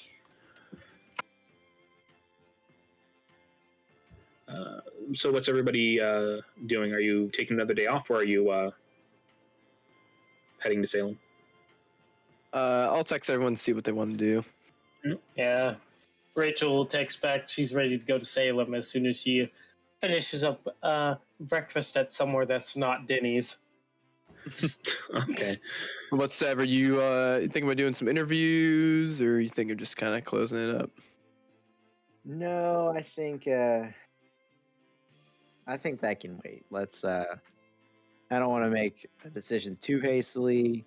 Besides, if I hire someone, I want to work with them for a little while before I decide that they're trustworthy enough to be the sole person opening and closing the bar. Yada yada. Let's just head this. Yeah. All right. So you're all heading to Salem? Yep. Mm-hmm. All right. You all meet up pretty early in the morning. Rachel, you get some food from like a nice little breakfast, kind of a bistro. And as you eat the food, you are so grateful that it's not like the Denny's hyper greasy, like basically preheated food. And you just spend a little while just... It's made by an actual chef. Yeah, just sort of enjoying your breakfast for the first time in a while. Being on the road is tough.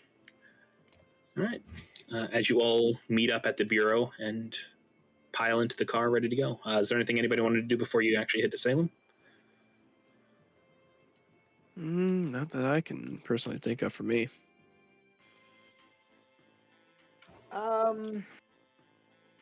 Nah, just along the way, just Googling generic facts about Salem and see if there's anything in the Salem local news about, things being weird or funky up there and, that nature. All right. Make me an investigation check. And if someone else wants to help, you can do with advantage. I'll help out because I'm interested in looking up Salem stuff too, and I already did that. So. Okay. Yeah, and I don't know whether or not I've said it before, but like the more people who help, the first one gives advantage, and then the rest like lower the DC. You typically have to have proficiency in something to help, but other than that, that's kind of the rule that I use. All right, 17. All right. I will not help because I'm driving. Yeah, I'll say Terrence would probably help as well. I mean, we're gonna be on the road for a long while, so Yeah. Oh God, who's gonna take the wheel? Usually it was Hector. Oh no. And Suko's gonna be like, "Oh, I can learn how to drive." Absolutely not. Okay, I don't think my paws could reach the wheel anyway. Rachel will pipe up. I can drive as long as it's on roads. That'd be preferable. I can't do the wild driving that you take us into. Look, I did it like twice, and that was too much. This is a van. All right. Look, we shouldn't be driving off road anyways. we Yeah, I probably could've understand. asked for whether or not if we're gonna be doing shit like that, maybe something that isn't a van. like I mean, a it's to four-wheeler? hold that as I point to like, the giant fucking tank in the back. Yeah. We could get a Hummer, a military Hummer. The goop that. Yeah. Oh, God. If we could get like a military armored Hummer with a machine gun turret on top, that'd be amazing. Hey, you guys make enough money, you can buy pretty much anything. All right. That'll be a gold gun. Or if Grant gets Fine Grader Steed, man. All right. Oh my God. Can you imagine the decked out fucking vehicle? Just a Hummer. It's just Or a Batmobile, like souped up van. Like it's flip a switch and like rockets shoot out. Like it did some crazy shit.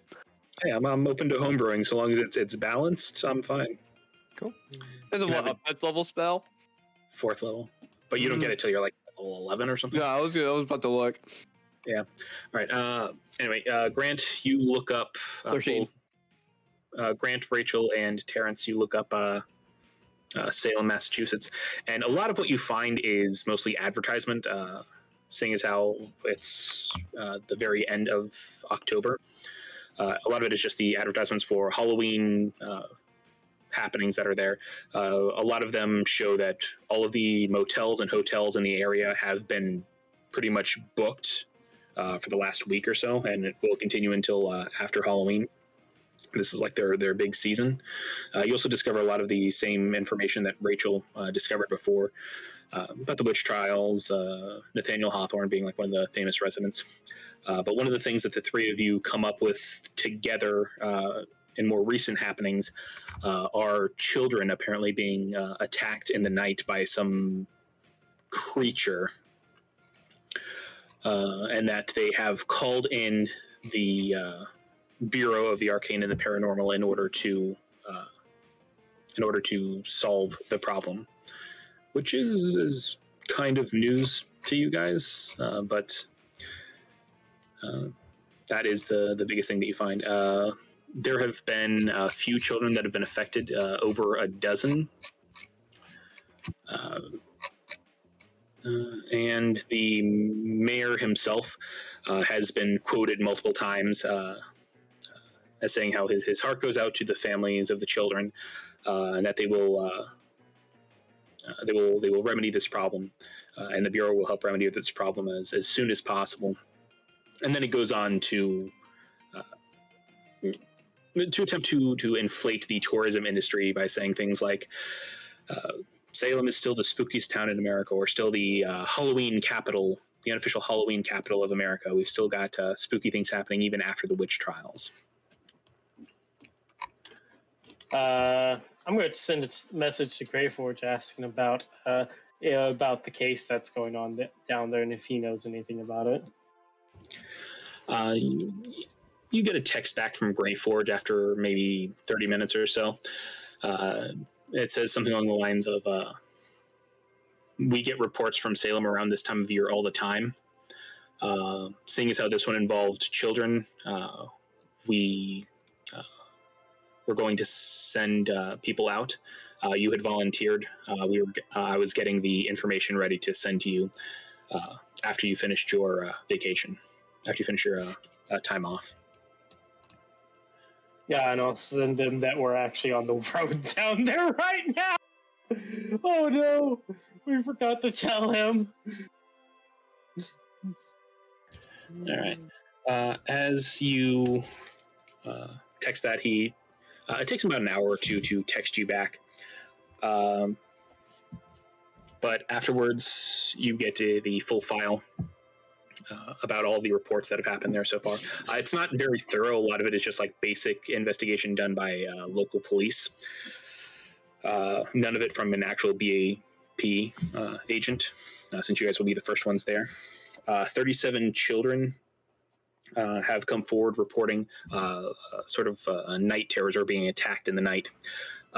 Most professionals consider it just a basic case of night terrors, as well as a mass hallucination, given the town's history, combined with the fact that it is Halloween, as well as a lot of people making that very academically inflated opinion that due to the town's history, this is probably just another case of either mistaken identity or just attention seeking in terms of children, kind of like the original accusers in the Salem witch trials. But the children report everything from being attacked by ghosts to witches, animals, what else? Spooky clowns, just about everything you can think of being attacked in the night. But there's been no actual physical markings on the children. So for the most part, it's been ignored, and that's probably why they haven't sent an agent yet, because there just hasn't been anything physical happening. No one has disappeared or been hurt in any way except for these nightmares and night terrors amongst these children. Greyforge also says that he has given the mayor of Salem your phone number because he wanted to reach out to whoever they put on the case. The name of the mayor is Rufus Bledsoe. Oh, Rufus Bloodstone. I shall now promptly only remember him as Rufus.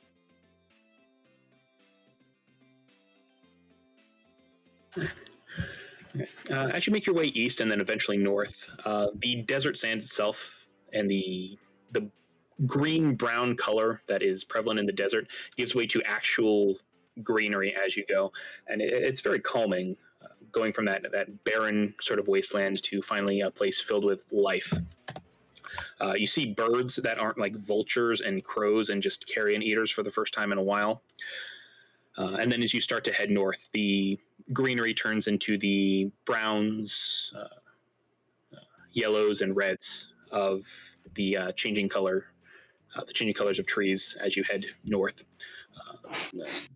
Those famous leaf changing colors. Wow, what's the term I'm looking for? Deciduous trees.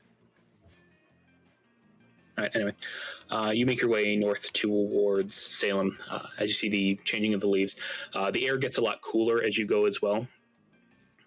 As you pull into Salem, Massachusetts proper, you get a text from the mayor, Rufus Bledsoe, asking you to meet him in his home when you arrive. And I think that is where we will call for our break, since it's been about 2 hours. All right. All right.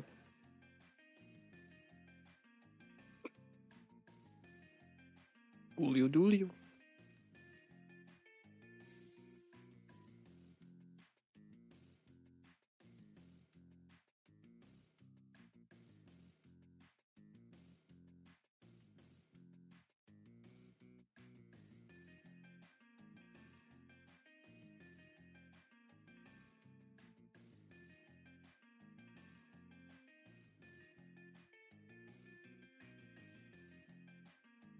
So do you get a passive perception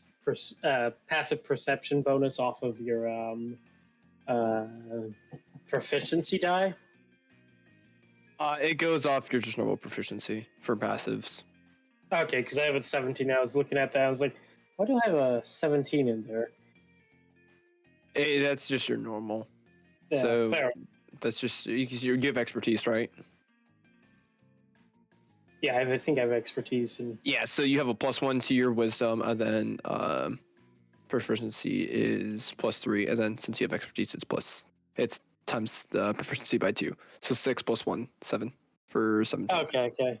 Yeah, I'm just trying to figure it out why I had so much because I was. You can get. So if you see Indeed Beyond all your skills and everything, like if you just add 10, that's your passive. So like I have a passive like 16 deception or a passive 19 persuasion. Fair. That you just at 10 plus your. They just the only ones you actively use a lot that a lot of demons take in is the perception or investigation. Yeah. But Yeah, no, I was just wondering if that was broken or something, but it comes from the rogue. Because the other campaign I play with Bite, I have a lot lower passive perception, and I was like, dude, I'm so used to having characters with high passive perception. It kind of is weird when I don't. So like, yeah, just for an idea, I'm playing a Twilight cleric right now who has a passive perception of 28. oh god, And we use the proficiency die thing, so my perception can get a lot higher. Well, normally it's a +13 with advantage. And then I had a character named Robin. He had like 22 passive perception, so like he was super passive. He has super high passive. But then now I'm playing a fucking sorcerer who has 10 passive. So yeah, it's just I don't know. I can see everything except Yep. on this person. Even literally, and then I'm playing a ranger right now who's got a 19. Like it's just like I like perception because you use it a lot, and I just like Yeah. wisdom-based characters.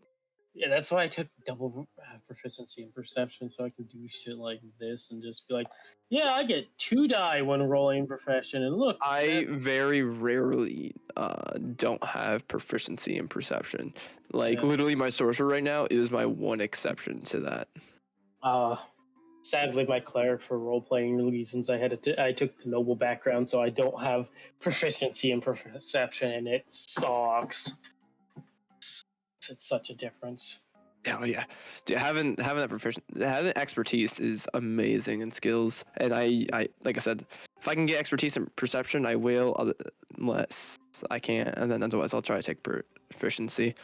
Like I said, Yeah. Grant, I'm more. I knew it was gonna be like the face, so I took persuasion, and then I Okay. have athletics because firefighter shit. Oh, I got you. I got the perception with my 12 wisdom. Yeah, I mean, I honestly didn't think I needed the perception either. Going down that route because we have Sev, and he has like the observant feat, and Yeah, I just picked it up personally for me because I like having double proficiency in profession or perception. yeah, like no, that. no, I don't blame you. I don't blame you at all. It was a hard choice though because it was like if I do this, I lose out double proficiency on sleight of hand, and that's usually what rogues take. I never actually did. I did. I think I did on one rogue, but it was literally. I'm trying to think. Hang on, let me look. Missed my Air Genasi rogue. He was a carny, so no, I took performance and acrobatics, or my two. Oh, He's an Air Genasi knife thrower, because he was a carny. So Yeah, like fair. that was his whole shtick, and so he has proficiency in stealth, but he doesn't have expertise because he was kind of a bit more of a loud rogue. I went higher on the whole charisma aspect Yeah. of him. see, I built Rachel to be like a stealthy investigator to get in, take stuff, and get out, and so I took the the expertise in stealth. I was really considering the sleight of hand, but then I was like, no, the perception will help out more because perception is always needed no matter what. I'm so happy we're level 5 now. It helps out so much. I just noticed the music. Thank you. This is Halloween. from the Kingdom Hearts soundtrack, man. This cannot crit. All right. Is everybody back? I am. I never I am left. here. All right. I'll just make a separate one for Booming Blade. All right, Terrence is back too. All right. Slight change of the time frame, though. The mayor would have sent you the text a little after Greyforge did, so probably when you were somewhere like 16 or so hours out. Oh, don't mind that. Hmm? That's just don't mind that text. There. I was reading something during the break and accidentally hit a button. Okay. All right. Close that. Those. Do that later. Cool. So Rufus Bloodsoul will send you that text inviting you to come talk to him when you first get into town, and to text him when you're close. Give him like an ETA. All right, can do. Send him a text that we'll head over that way when we get there. All right. So you send the text when you're a few hours out. As you arrive in Salem, it is the day of Halloween, and everything is set up for Halloween. Spiderwebs up and down street lamps, witch cutouts going back and forth over the streets on like a motorized line. Jack-o'-lanterns galore, stacks of hay, and everyone that you pass is in costume. You see dinosaurs, mummies, vampires, devils, a lot of superheroes like Superman and Spider-Man. You also see some couple costumes, and one that Zuko actually looks entranced by, as you see someone in like a Fallout 4 blue and yellow jumpsuit dressed as like the Vault Dweller. And he has a German Shepherd next to him, dressed as Dogmeat in like a red bandana, very similar to the one that Zuko is wearing, and like a little pair of doggy goggles. And then Zuko kind of looks at it and then looks at you. Hey, he's got a bandana like me. As he kind of watches as you pass by in the car. Yeah, I'm just kind of scanning everything.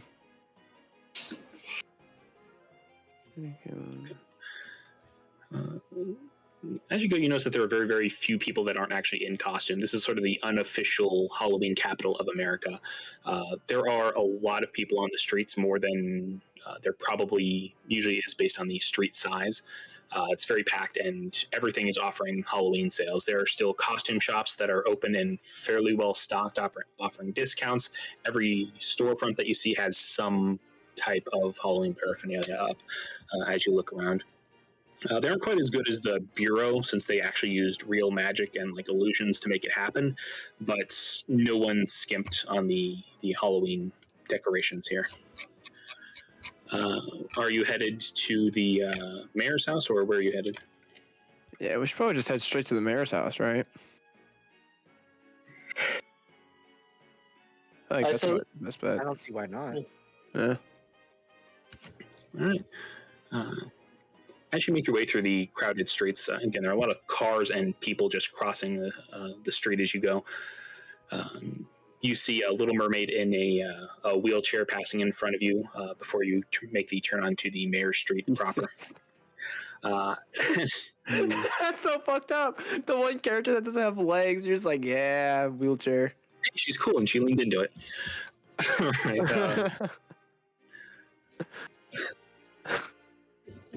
You make your way to the town hall, and you have a little bit of trouble getting to town hall because there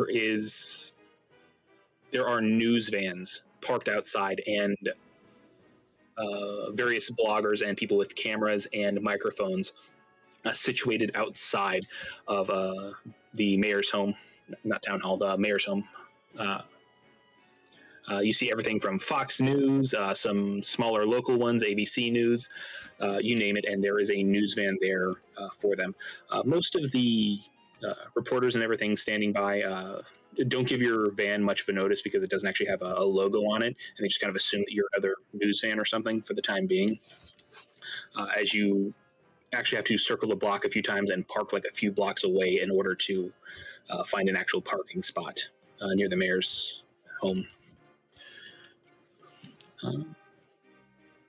Are you all walking over to the mayor's house, or what are you doing? I think it's probably best if we do and get in there some way. Yeah. I don't think we should cause a big commotion by just flashing the badges. No. Let's just head on over, walk over. Yeah, I mean, Okay. we told him we were coming, so. Yeah. Okay. As you make your way to the mayor's house, you have to kind of zigzag and then push people aside, all of the reporters. And you notice that a lot of people are sort of scanning the cameras around the crowd, just getting a look at the crowd, and then zooming in on the house itself. And as you make your way up to the gate on the edge of the fence, a woman standing there looks at you and says, "We aren't actually allowed to go past the gate. The mayor is waiting for the agents from the BAP to arrive." Which news station are you guys with? We're actually the people he's waiting for. So I'll pull out the badge. Her head like snaps toward you. And then she kind of gestures behind her while like keeping an eye on you and almost like trying to reach out and like hold your arm to keep you there. Frank. And a guy with a large camera looks towards her and like instantly snaps into action and points a camera at you. And she turns around suddenly, whipping a microphone out of her pocket. We're here outside of the Mayor Rufus Bledsoe's house with No Agent... comment. I just like start walking past her. Are you sure? I mean, are the children in danger? Are the people of Salem in danger? As she's shouting at you as you start walking up, and then other people with microphones start asking the same questions as you start seeing flashes of cameras behind you and cameras getting picked up and pointed in your direction. Are the people of Salem safe anymore? Continue walking, not I'm saying going anything. to just disappear in front of them by turning invisible. Oh, no. You hear gasps and like a bunch more pictures snap. And, like all of the cameras zoom in on like the spot that you were, and then they're like scanning around trying to find like anything. And then you hear one person say, "Oh look, I see some footprints!" And then someone else kind of shouts, "What? No, where?" And they all try to kind of get that picture of you somewhere. As the rest of you step up to the house proper, the door opens and you see a large black-scaled lizard folk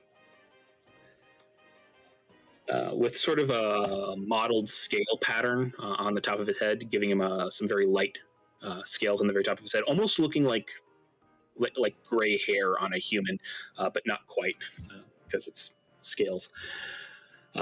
He's in a Jack Skellington costume with part of his face painted and the nice tailored suit for the Jack Skellington and the Twin Tails.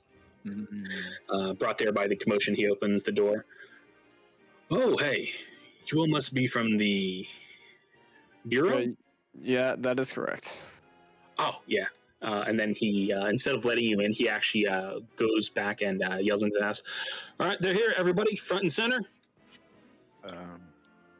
As several children and their parents walk out onto the front porch proper. And as they kind of step out and line up on the front porch, Rufus steps past you down to down the first few steps of the porch, and then he kind of waves everybody forward. "All right, don't actually step on the porch proper. Just arrange yourself appropriately. Everybody will get their quote and their soundbite. Just relax." As he steps back up next to all of you. He's clearly doing this for PR. Rachel, what are you doing since you are still invisible? I would have followed everyone in, and because I got the elven sneakers on, I'm gonna go past him and go into the house and take a look around there. Okay. As you sneak past him, make a basic dex check, just like not run into anybody. All right. I'll say with advantage, just because, yeah, you have everything going for you. Stealth check, not dex. What am I saying? Oh, okay. Yeah. I was about to be like, all right, dex check.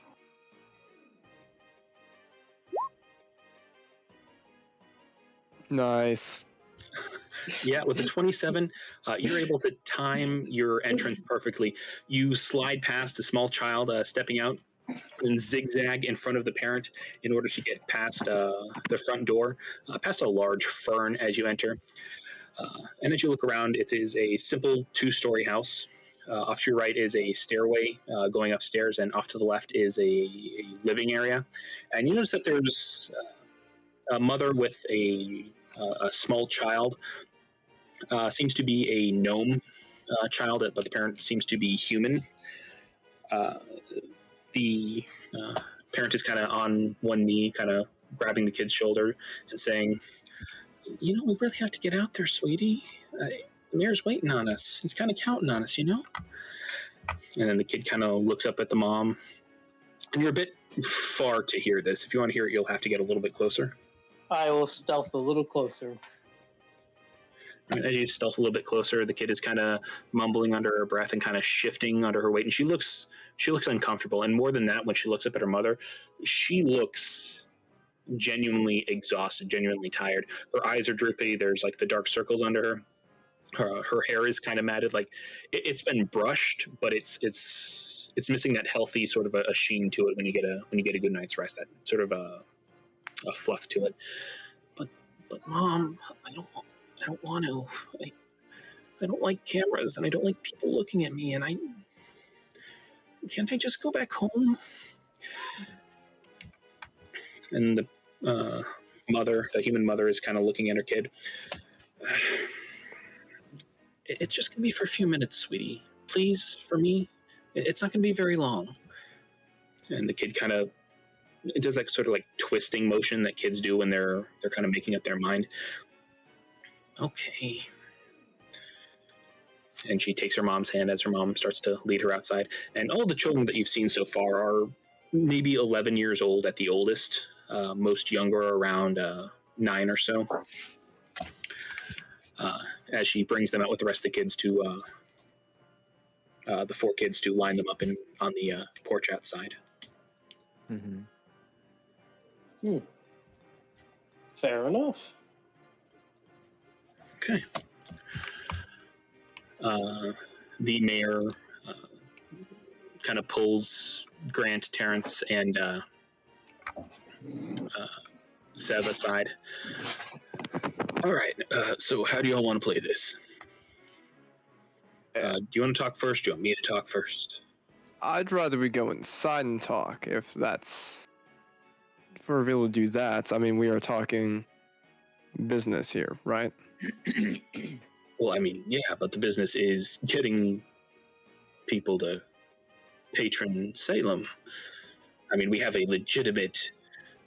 very legitimate supernatural event happening here. This is the biggest thing to happen to this town in years.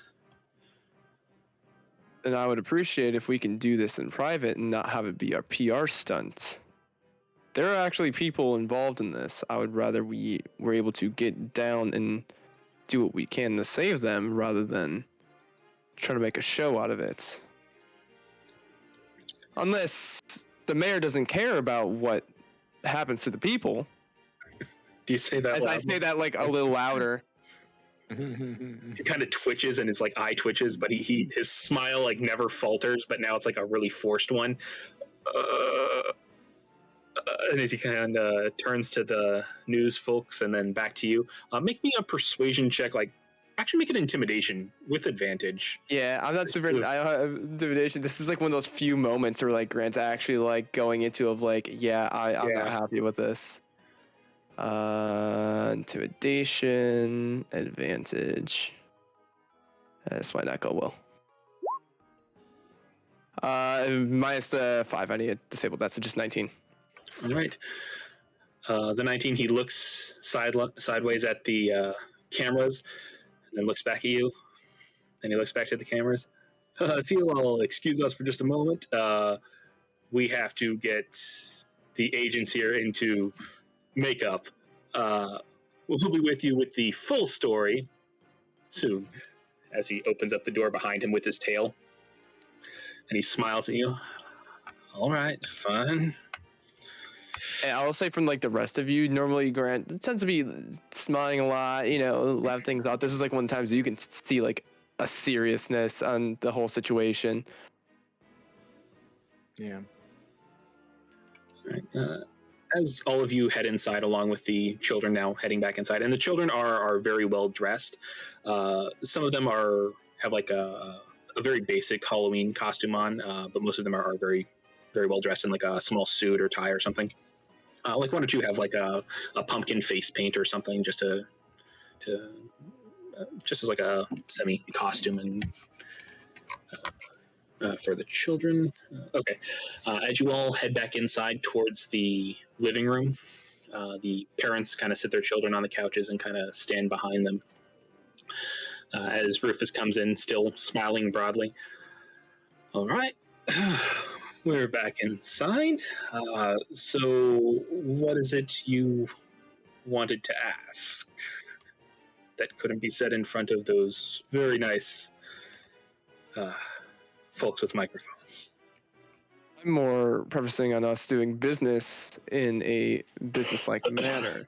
So there's people's lives at stake. I would rather we're able to get what information need to be done, rather than wait for PR questions. He takes out like a small notebook. People's lives at stake. Can I quote you on that to the people outside? I recommend you take this seriously, or else the Bureau will pull out. He kind of winces, and then he slowly closes the book and then puts it into his shirt pocket. And he's very tense when he does this. He's still keeping this grin, but it's just getting more and more forced as the situation goes on. Go ahead, Rachel. I was going to ask, while they're doing this, can I search around the entire house for like his office and check out his office for any information?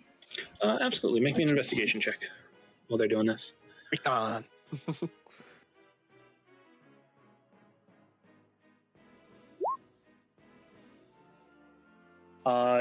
If that doesn't pass, I'll bolster it. How does bolstering work? Do you If know? you fail an ability check, Okay. you can Yeah, use it. Yeah, I don't really do success or failure on things like this. It's more like a tiered system of like what you find. So it's up to you. 16 is enough to find some stuff. I'll bolster because I want more info. Okay. Nice. Yeah, what is that? 21? Yeah. Yeah. You're able to find his office with ease. It's on the second floor.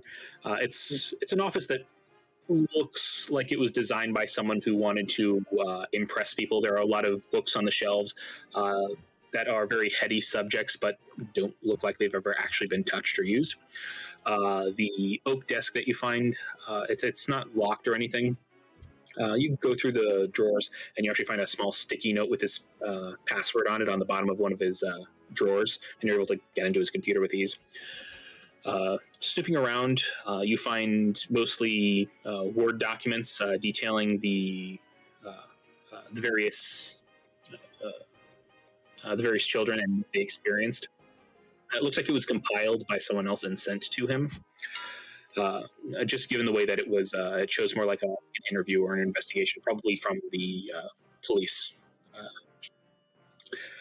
It's somewhat similar to what was reported in the news, but there is something that you notice a commonality. Some of the children were reported to be like very, very tired, very exhausted, some irritable or just from lack of sleep. Others appeared to be very awake and very happy and very forthcoming. The situation from the children seems to follow a basic pattern. They are asleep at night, and then their body freezes up as they wake up, and they notice some sort of a monster or creature coming towards them. Sometimes they report being attacked, sometimes not. The ones that report being attacked are typically the ones that aren't reported as being sleepy. Everything from witches, clowns, their own toys coming to life and attacking them.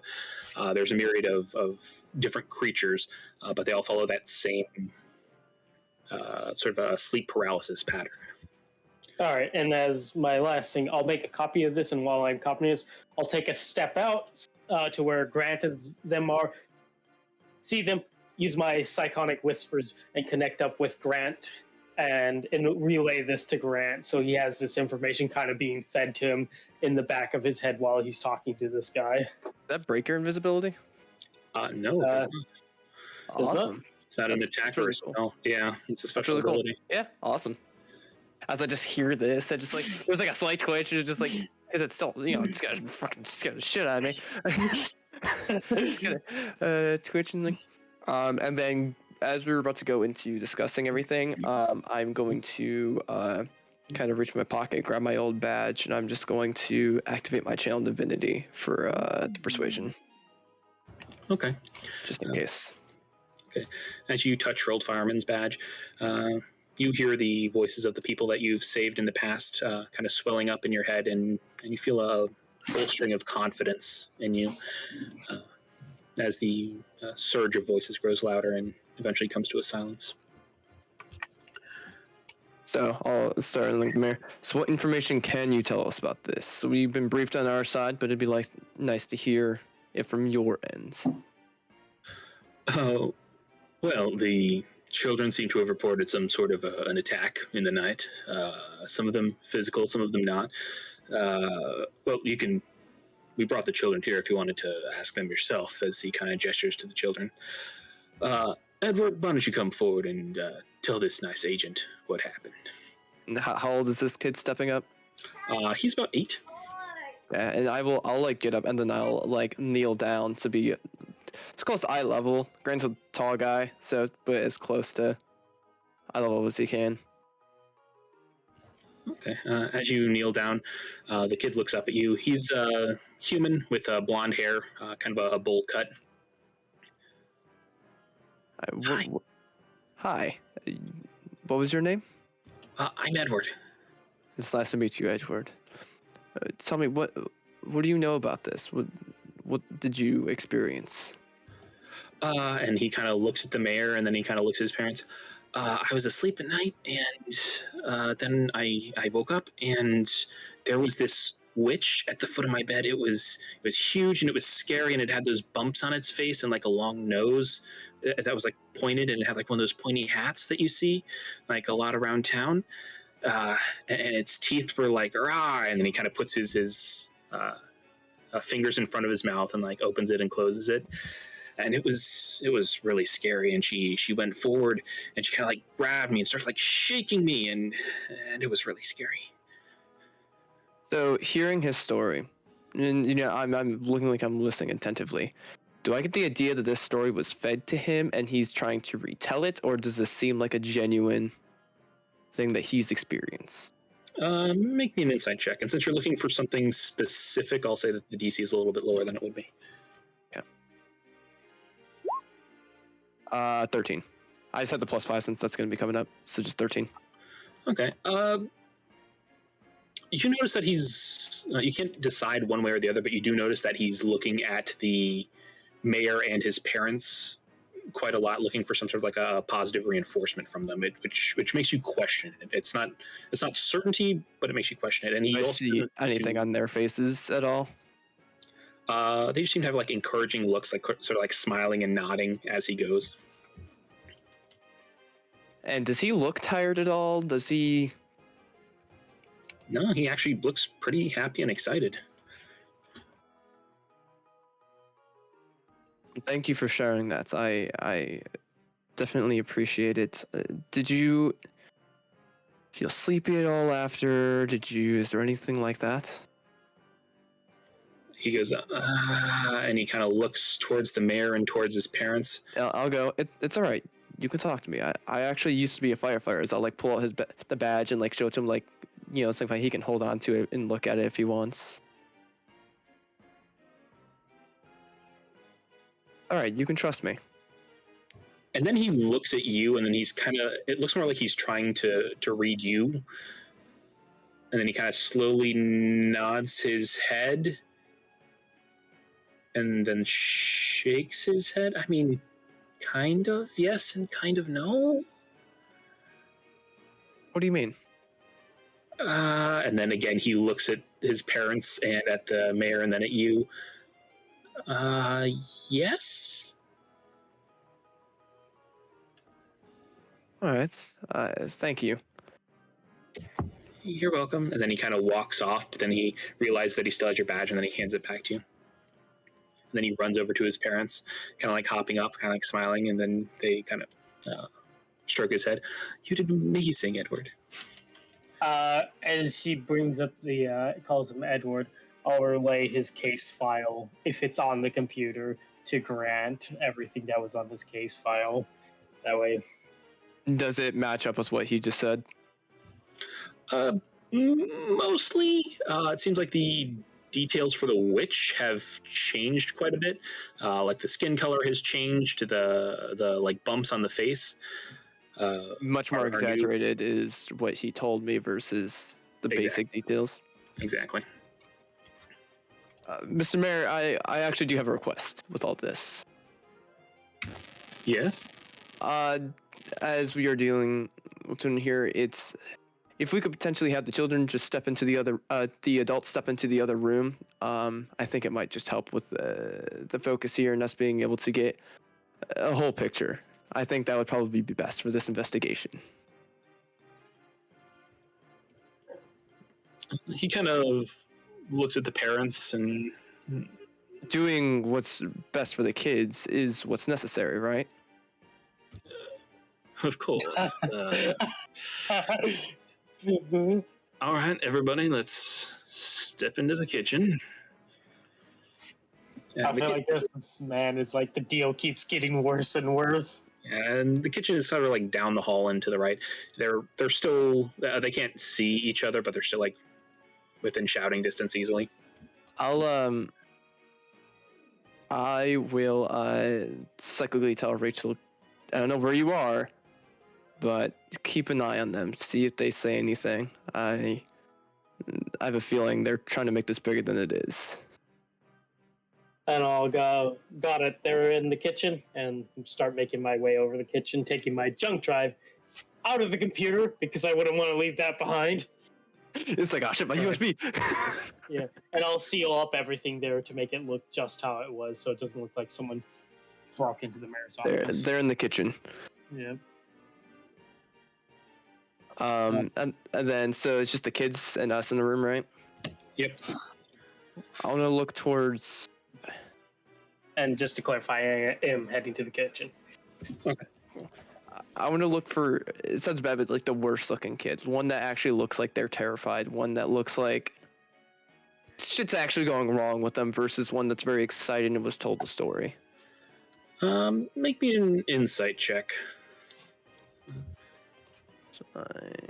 And I'll say, Sev, you can help with that just because you have observant and Yeah, I'll give him advantage. 18. Okay. Grant really needed that advantage. Yeah. It was the first number, luckily, but Yeah, you look around and at first it's like they're just kids and they're kind of hard to read and they're all looking kind of nervous now that their parents aren't in the room and everything. as I like see I'm struggling a little bit, I'll like whistle for like Zuko to come into the room. That way it's like obviously the kids that are super excited seeing a dog or you'd be like, oh my god, and like the ones that are actually like, you know, scared situation aren't going to jump up as much, really. All right. As you call Zuko into the room, two of the kids jump up and run to Zuko. One of them is a small drow, and the other one is Edward, the human child. They run up to Zuko and they start petting him. What's his name? His name is Zuko. He's one of my best friends I have. They're like, he's so soft, and then you hear Zuko in your head as he looks to you with his mouth open. I'm your best friend. Yes, and if you can help me, and this time it's like mentally, it's like if you can keep them a little happy for a little bit, that would be a great help with me. I appreciate it. This is the best day ever. I have a best friend, and there are kids. Okay. And then he kind of takes them like behind the couch, and he kind of lets them chase him around a little as he kind of like licks their face every time that they get close. The two that they react to the dog like they're happy, but they still look just down. Sev, you kind of help point them out and just kind of give your own impressions of the fact that they're just tired and exhausted and drained and kind of don't actually want to be here. One is a kobold with sort of a light brown scaling, and the other one is the gnome that Rachel saw in the house originally. I'll go over to them and I'll go over, instead of kneeling down, I'm just actually gonna like sit down on the ground like crisscrossed, and I'll go, "My name is Grant. What is your dude's names?" Sandra kind of looks at the kobold.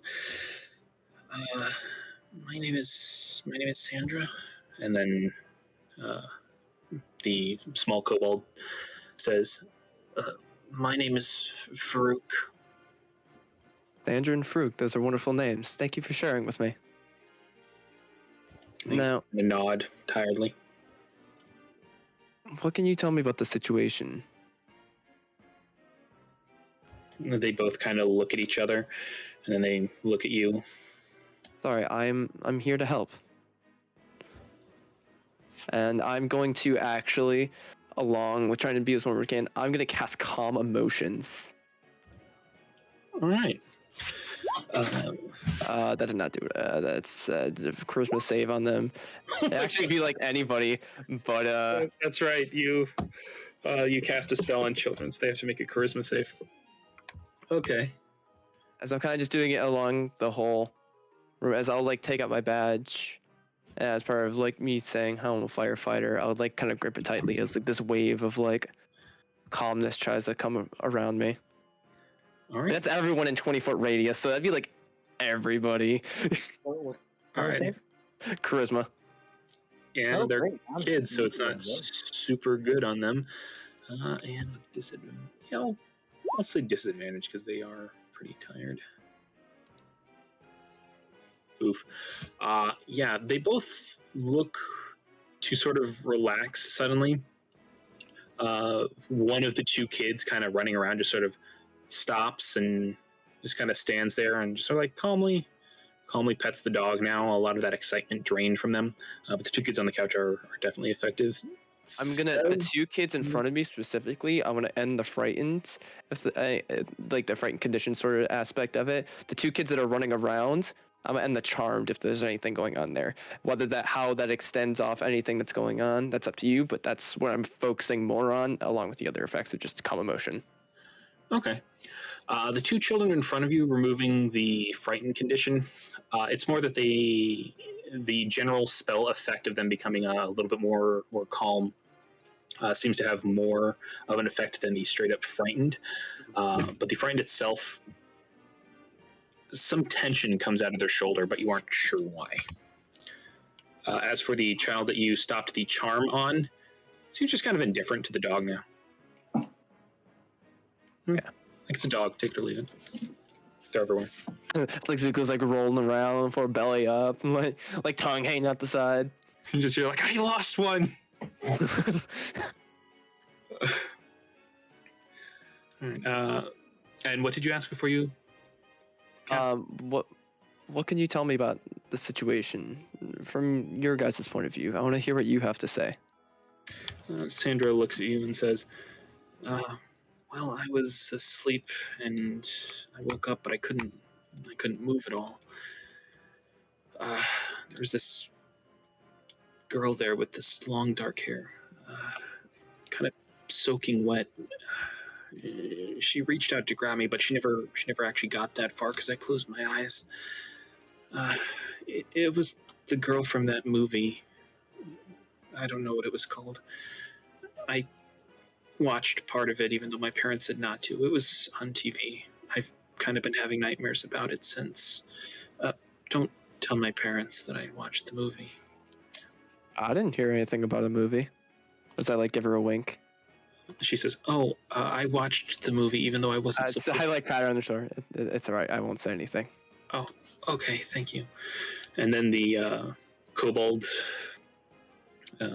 says, "Yeah, I was asleep in my bed too, but I didn't see a girl. Instead, some of my toys started coming to life.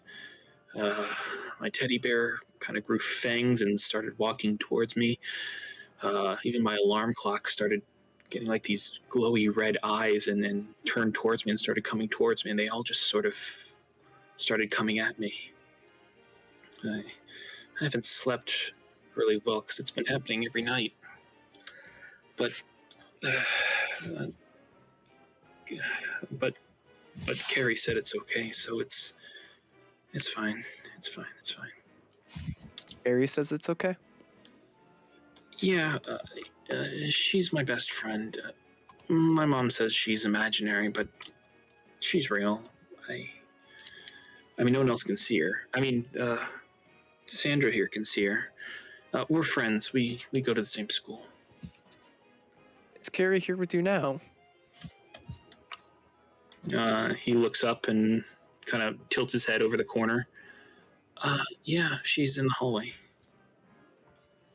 Turn around, and I can see the hallway from here, right? Yep. Divine Sense.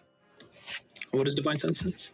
I will put it up there. I can until the end of my next turn, I know the location of any celestial fiend or undead within 60 feet that is not behind total cover. I know what type it is. Also, if this place has the Hollow spell cast on it. No, you don't sense anything in the area. Your friend's very nice to you, right? Oh, yeah. I mean, she's nice. She doesn't talk a lot, but she does sometimes. More just through sort of like gestures, not actually speaking words. But she's nice. What does she normally gesture about? Just like a consoling hand on the shoulder, or things like that. Just sort of being there and being nice. I'm mostly the one who talks to her. Could you point out exactly where she is? Yeah, and he kind of scoots over slightly and points into the hall. Like you have to move over slightly in order to see that exact location. So I wasn't in line of sight. Oh, no, you were in line of sight just because. Oh, I was. Okay. I assumed Sev was like off. Just where Sev was? Okay. Okay. Yeah. So I'm going to look at that area and cast Fairy Fire. Ooh, Fairy Fire. Very nice. Every time that I think that I have, hey, this is going to be really fun for you guys, it's like, nope, Moonbeam, Fairy Fire. Okay. You point in the area, and what color is your Fairy Fire? Light green. Okay, you point in the area, and like a small little green bead appears in the area, and then it just sort of expands outward, almost like a wave of sound. As a general outline of... They would have to make a save. Oh, that's right. Deck save. Yeah, deck save. DC 16. Oof. You do not see anything. Okay. Thank you, because I forgot about the deck save. It's weird in social situations. Yeah. Yeah, you cast it, and nothing seems to happen. All of you start glowing a little bit. Those of you that would have failed, but that's about it. Rachel, where are you? I'm currently in the kitchen listening to those guys and see if they're talking any smack right now. Okay, then yeah, I'll say it's not there. Okay.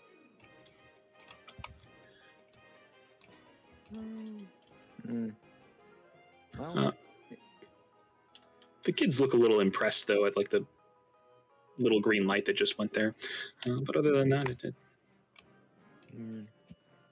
doesn't seem to affect them at all. if something is there, then they dodge them. So I won't say if it is one of those creature types, even if it's invisible, but if it's not behind total cover, I sense its location. If that changes anything. No, I understand. Okay, just making sure.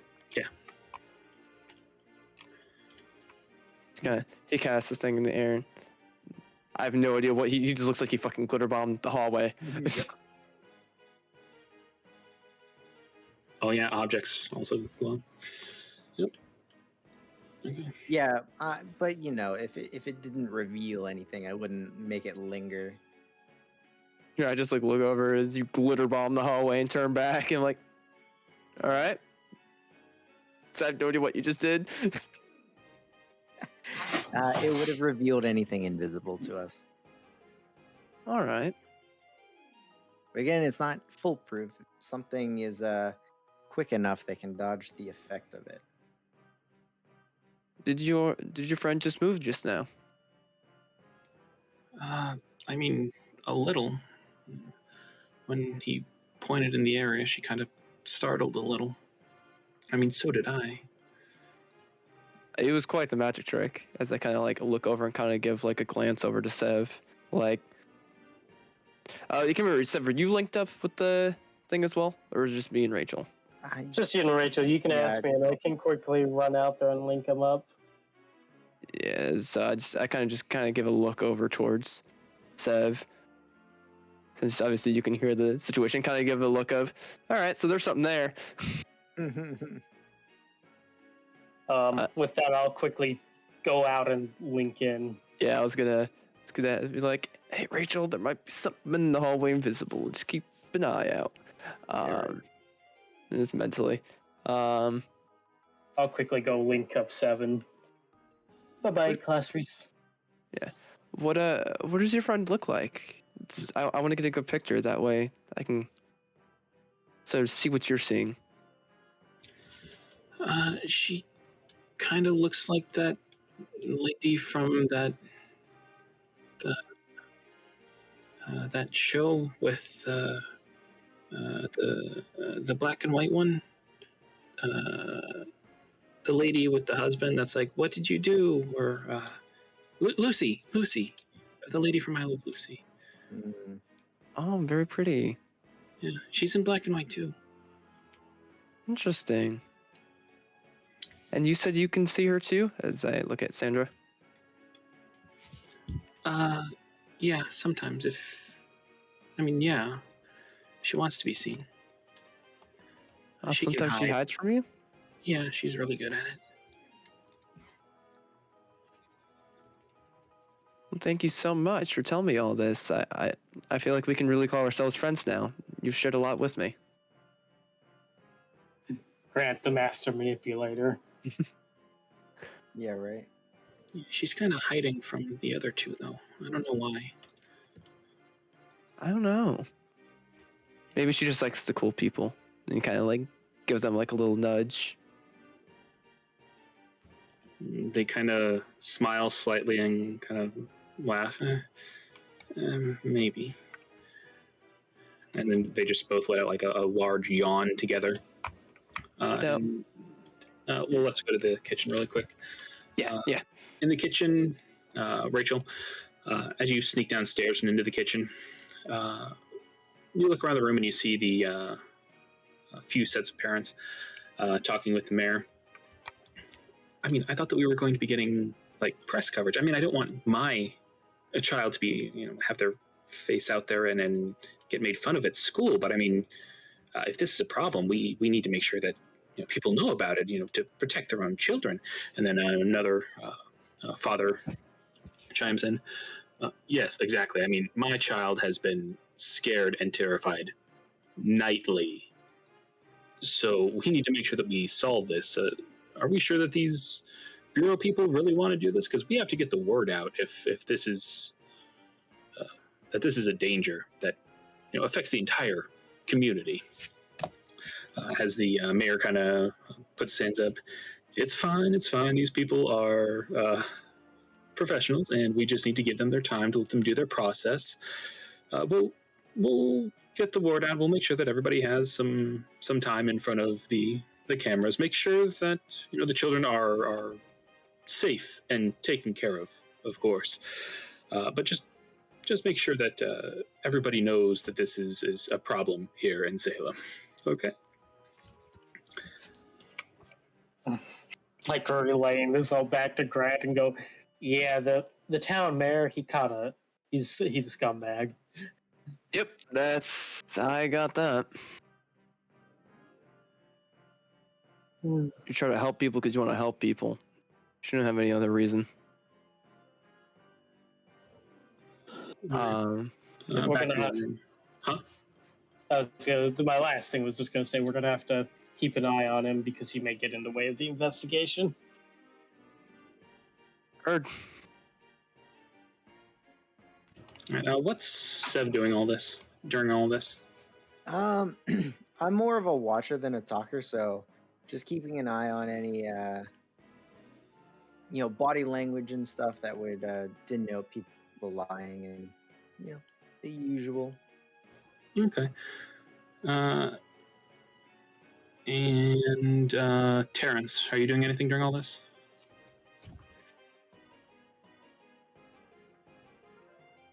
Casting magic missile. These things have 1 HP left. Just murders everyone. They don't have nightmares if they aren't alive.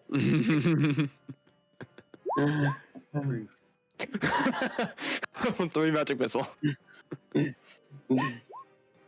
right. So back in the living room, the kids are kind of yawning. The other ones are. One of them is playing with Zuko. The other one is still just sort of disinterested in Zuko, despite all of his best attempts. Are you asking anything else? Yeah, mentally, I'm gonna, since I know Sev's now linked up, hey, could you ask Terrence if he can do that weird thing where he looks and sees magical stuff? Sure. And I'll Covering all our bases. Yeah. I will I guess go over to Terrence and try to whisper into his ear. Hey, that thing you do, finding magic stuff? You know what's hilarious? I could have linked up Terrence as well. You could have, but you didn't. You didn't. I'm not used to having one extra person yet, okay? No, yeah, you're good. You're good, man. Yeah, for sure. You're using your resources. I appreciate it. But yeah. We think there's something in the hall. Can you just take a peek?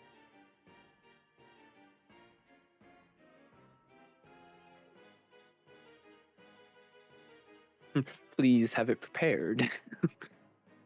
Well, it's a ritual. So. It is, but that takes like 10 minutes then. All right. You cast Detect Magic really quickly as your irises flash blue for a moment. Hell yeah. You look out into the hall. There's nothing magical that you can see. The only magic that you see is a few magic items on your friends. Nothing with the kids at all. No, nothing on the kids. Nothing in the hall.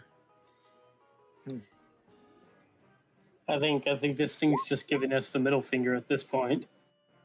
It could have easily have. Fucked off. That's the thing. Right. And Grant, make me a persuasion check.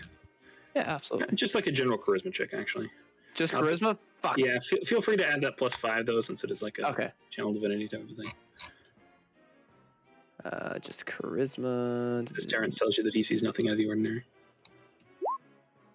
That didn't add it, so that'd be a 27. Yeah. As the two kids are there kind of yawning, you notice that Farouk is kind of twiddling his thumbs slightly as he kind of looks at Sandra, and then he kind of looks at you, and he kind of bites his lip. What? Is it something you want to tell me? If it's a secret, I promise not to tell anyone. And then he kind of looks at Sandra, and then Sandra kind of shakes her head no. No, we said we wouldn't tell anyone. I hold up my finger like a pinky promise. He kind of hesitantly reaches out slowly and grabs your pinky, and then Sandra's just shaking her head. No, we did something bad. We went out into the woods past bedtime a while ago.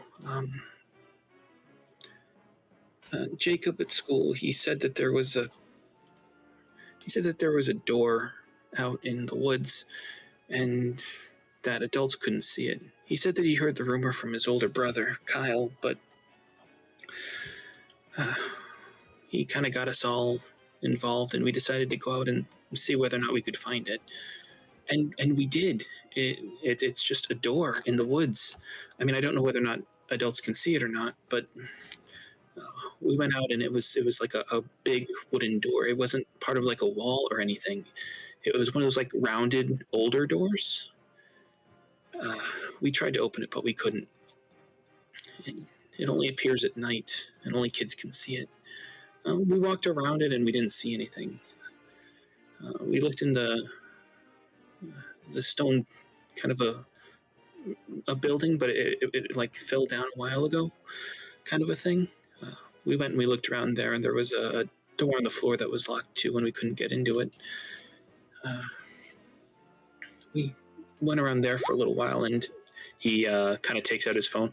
I actually took a picture, and he opens up the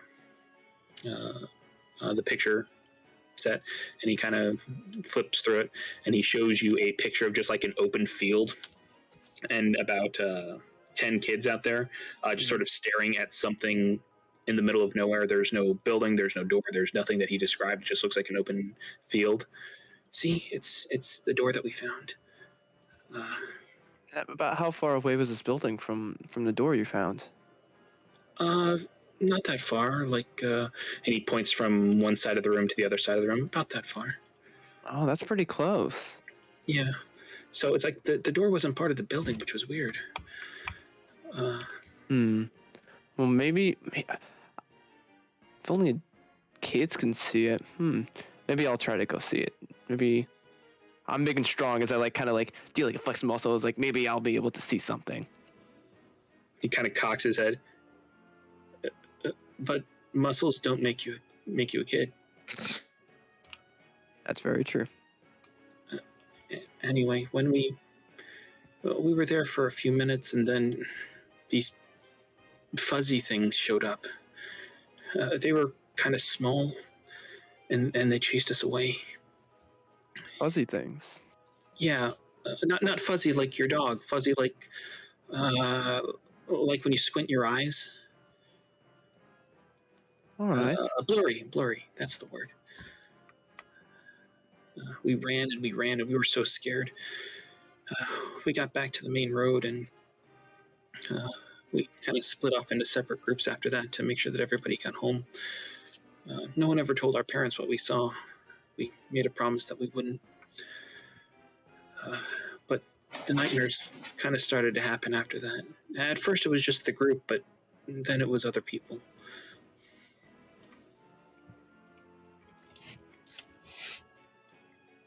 All right.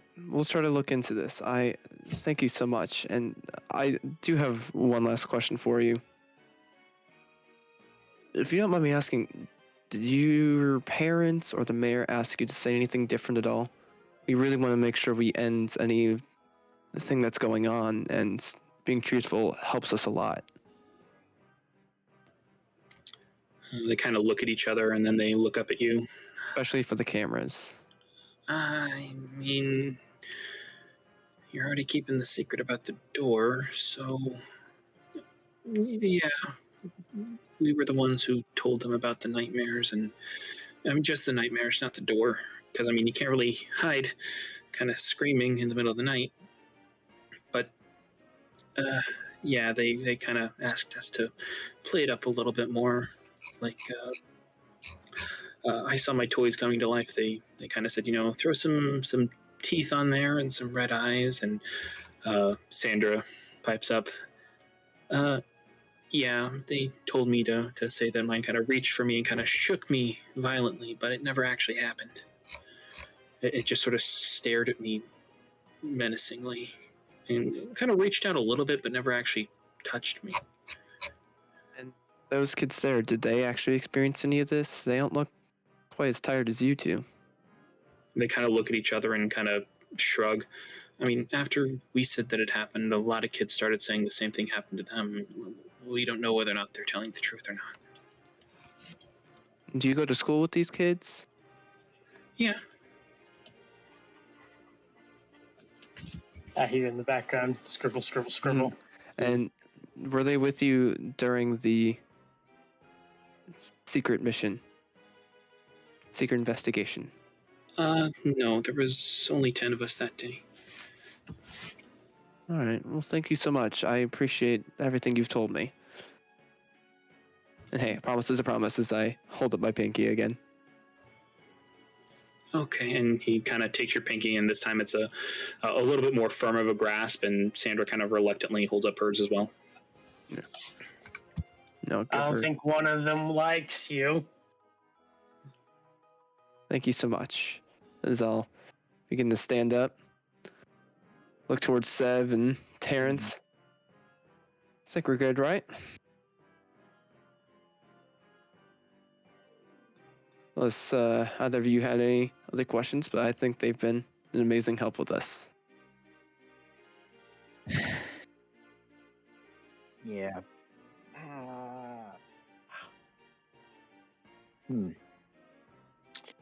Something fucky's going on. Hey, we'll do everything we can to make it right as I kind of like look towards the kids. Let's go tell the mayor that we're done with our questions. Yep.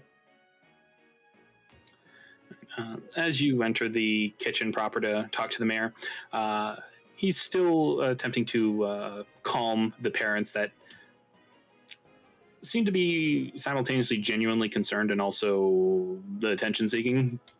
Right. As they talk. As you come in, the mayor looks to you. Oh, fantastic. So, what happened? We simply just asked our questions as we said we were. We have enough that we think we have some leads, so we're going to head out and begin our investigation. Excellent. So, is there a particular news crew that you would like to hit first, or do you just want to do like a mass press conference type of a situation? I believe informing the news of our reaction might actually jeopardize the whole situation with the kids, as they might get in our way. So unless you want the kids' safety to be jeopardized, I don't think the news should be in on every move. Once everything's taken care of, I think then we can discuss everything. You think that's best, right, for the kids, right? Yes, of course. As he's just like forcing this smile even more. Well, I will go out and tell all of the news crews that spent so much time traveling here that they'll have to wait a little bit longer. Any idea when that will be? Just to assuage them. They did travel so very far. As did we, cross country. So I think they'll be all right for right now. I hear there's other big events in Salem that they can report on. I mean, it is Halloween after all. True. I think Speaking they'll be of, all right. we have plenty of haunted houses and sort of small competitions and things like that. If any of you are interested in partaking while you're here, maybe get yourself some costumes, blend in the area. I think we'll probably wait till after the investigation. Children do come first over profits, right? Of course, always. Well, have a nice day. I appreciate it. Kind of look toward everyone else. I think we're good to go. Think so. I'll just send in the back of Grant's head. Nice one, Grant. As I follow out. As he's like practically pushing you out of the house now. And as you leave, he loudly says in front of the cameras, "Thank you so much for investigating this horrible situation that's happening to Salem's young children."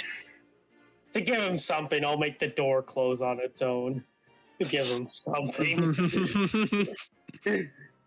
As the door, you again see a lot of snaps of cameras, as well as the actual cameras zooming in on the area. And you hear, "Oh wow, did you see that? Yeah."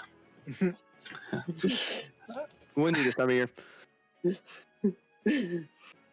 He just as he kind of now like starts physically shoving you, like gently shoving you off of his property. All right, goodbye, Bureau of the Arcane and the Paranormal agents. Good luck, and thank you for thinking so much about the children of this town and solving the mysteries that it still holds this Halloween. No, someone has to. I was about to say the exact same thing. Literally word for word. Oh, yeah. As you make your way past the the various news crews. People are constantly shoving microphones in your face. Are the children safe? Do you think that they might be possessed by some sort of ghost or spirit? Is this the revenge of the people hung, wrongfully accused as witches here in Salem? No comments. No comments. Government matters. Classified information. Despite that, they still ask, and they crowd around you as you head out, and they actually follow you down the block until you finally get into your van. By the time you get into your van, you still have about a quarter of them at your heels, just asking any questions. And as when the van gets in sight, I'll go, any step further is interference in government business and is found by a felony. I appreciate if you would step back. Thank you very much. As I turn back around and begin heading towards the van. I'll message to Grant. I can take out cameras with my little psionic power if you want me to. No, it's all right. If they want to step further, they can step further. Can you really?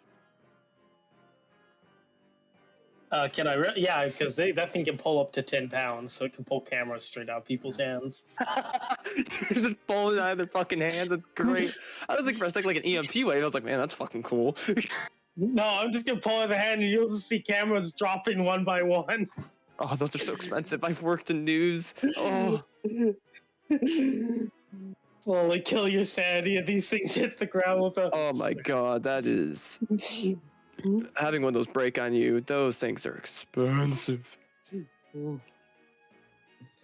Yeah, I said what I said, and I turned back around and began heading towards the. All right. As you say that, they all kind of stop and they kind of like second guess themselves before they go forward, and they'll tend to, they stay away from you as you head into the van and pull out. Right. I'll like relay what was said, and anytime I go to talk about like what I promised I wouldn't say, like. Now, unfortunately, the kids didn't tell me this. I just heard rumors around. So apparently, there's a door, and it's like literally like, quote unquote, keeping the promise. But I mean, they were there. They heard it. Yeah. But you get the idea of, But I'll share all the information. So I think probably your best bets is woods tonight. See what we can find there. I think that's probably gonna be our. If we really want to see, definitely though, if which kids were lying or not. Two I talked to, I don't think were at all, but it won't be bad to see if there's any acting coached in here and see if there's any children under those names, if they were any of the people that had any stories. But I think that's just gonna be wasting our time, honestly. Like our biggest lead is just checking out the woods at night. Unless any of you have any other ideas? No, we could spend the day checking around town, but that's about it.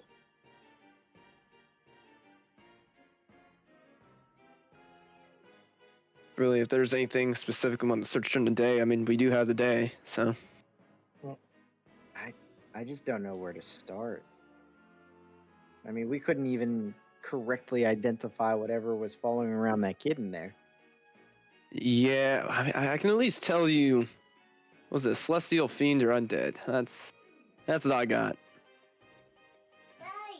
Oh, you did detect your dog, by the way. Yeah, just my dog just glows. Yeah, the only creature of that kind was my dog. So.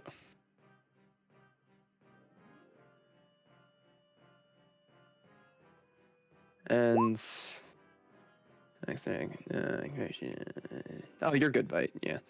And Sirens, you didn't see anything with the weird magic eyes, did you? Just making sure it's nothing magical.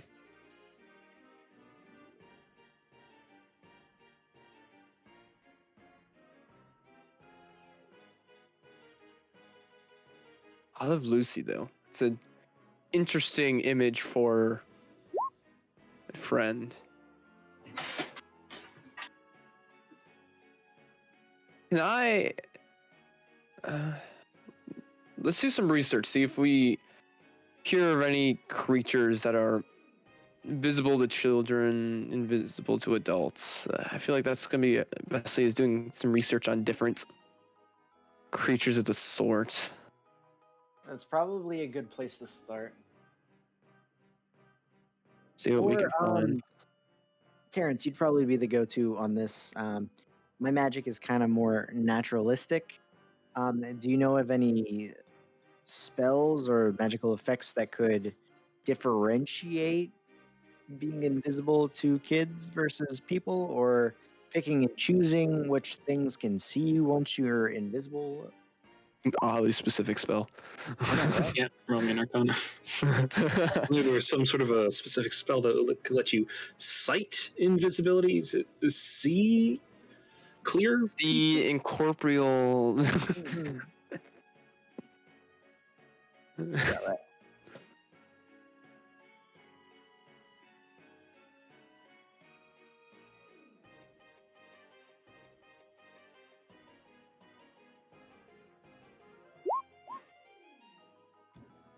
Two D. If you have, it's a D6. If you have expertise, it's 2D6.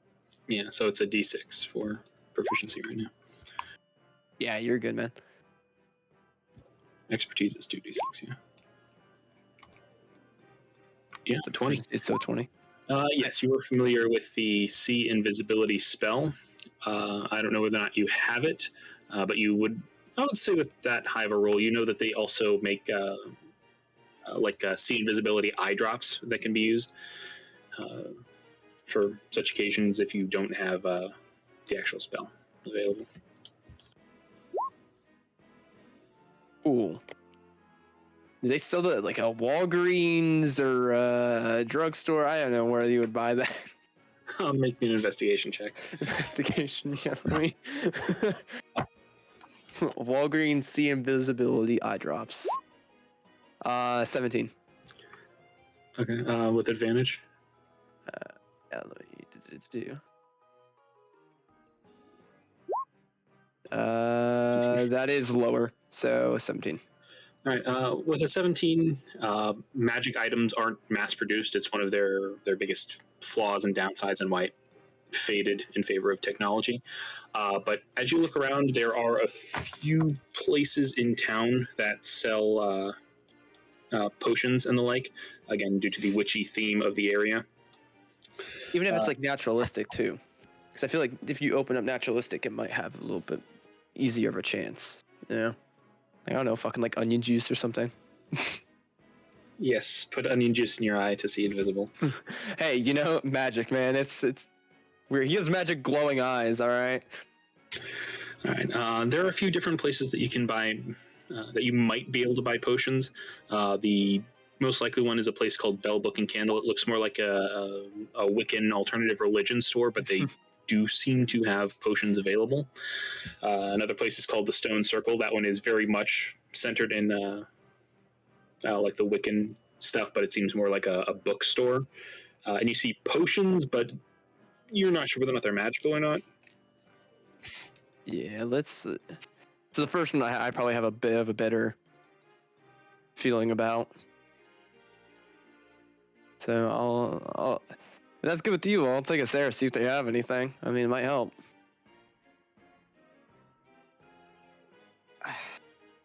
No, like I said, I just don't know what to think. This is so strange. Oh, but instead, if you're not able to do that thing he just said, to see invisibility. I would have to think on it. Now, I'm looking because I don't remember druids have that. yeah, I can't. I don't know either. There's a second level, right? Yeah. I don't see it. Yeah, let me just check. There might be some other things that I could do. Let me double check Tasha's just in case it was added there. Look up a Tressym, Sev. What's that? No, augury. Tressym. Tressym. Tressian. What the fuck is that? It's actually what I thought you were going for when you instead did the fairy phone.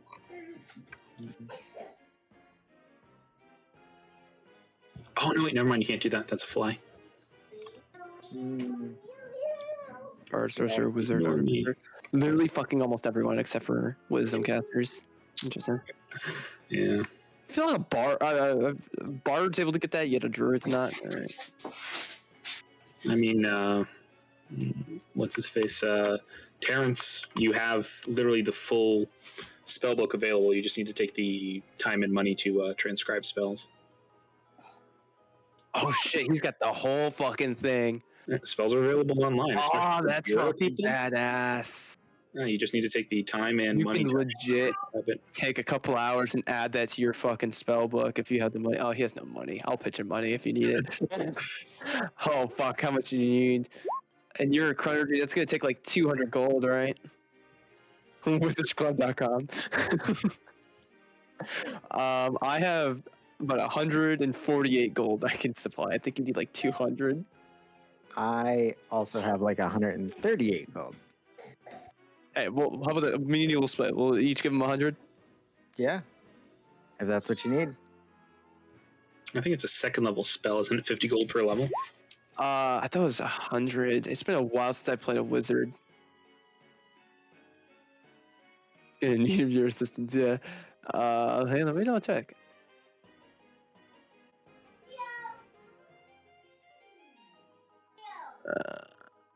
Let's see here. Yeah, your spell book. For each level, the spell takes 2 hours and 50 gold. Okay, so you only need 100 gold. 4 hours and 100 gold. Mm. So I'll give him 100. I'll just do the whole 100.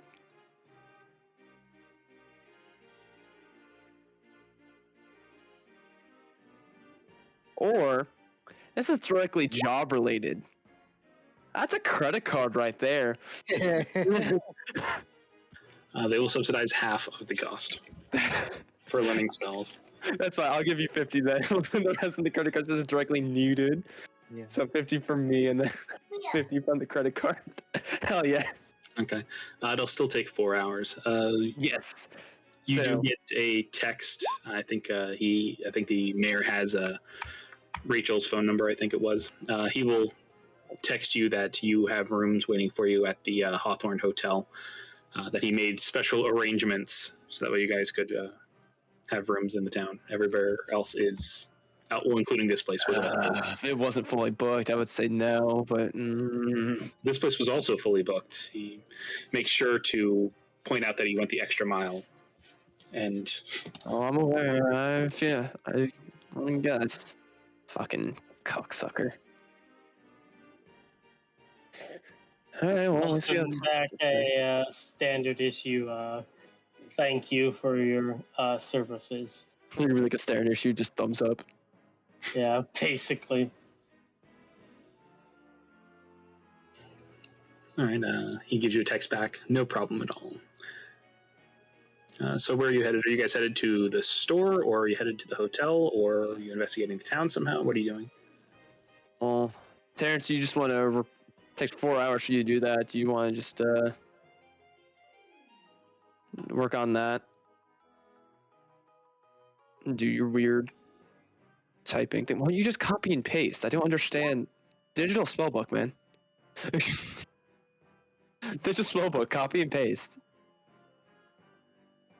It's like every PDF he finds is like one of those weird ones that doesn't transcribe well, so you can't like just copy the text. You actually have to like hand type it all. Well, it's less about writing the spell, more about like practicing it. No, yeah. All It's right. So you start working on it in the van. It's still 4 hours. So what is everybody doing? Do we want? Well, then I guess we don't really need the potions. Then is there anywhere else people want to look into then? Well, I feel like just waiting till night is gonna be our best bet.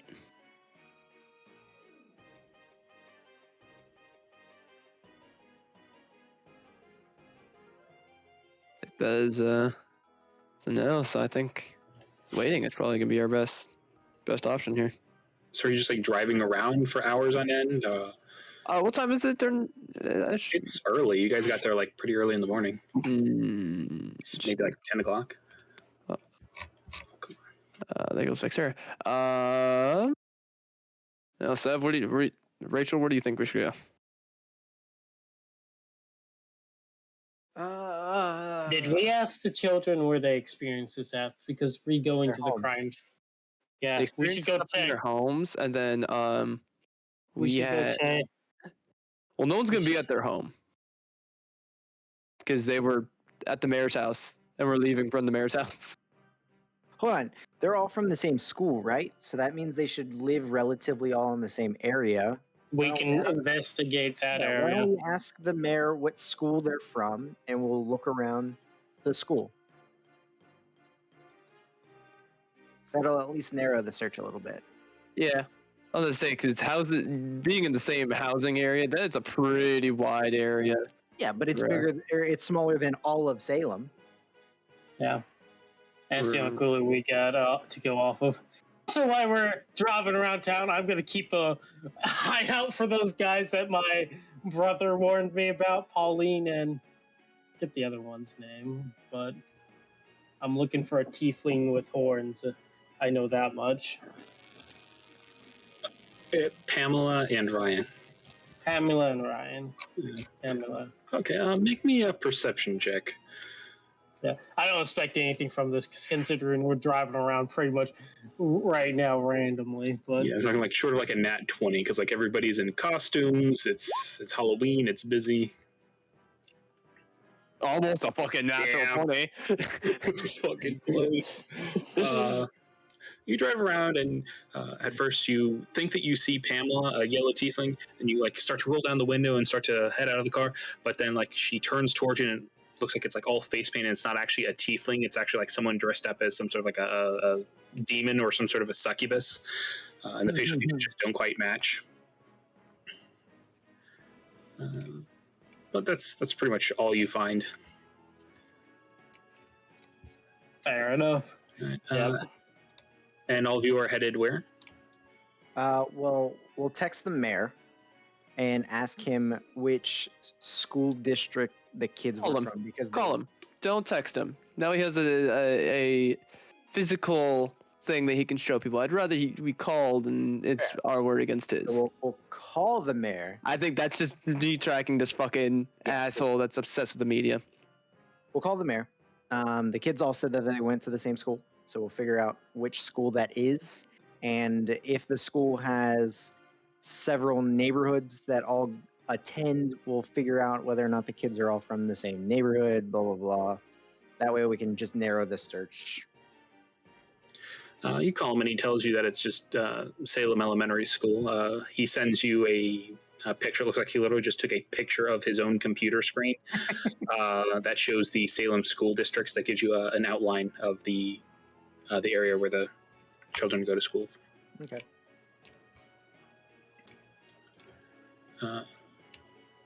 And you're all just heading to the neighborhood? I mean, we have little else to go off of, so. Okay, you head to the neighborhood. It's a upper middle class type neighborhood.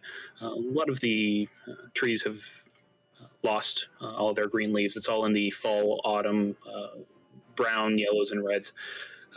The streets are just littered with the fallen leaves from the trees. Everybody that you pass is wearing costumes, especially the kids.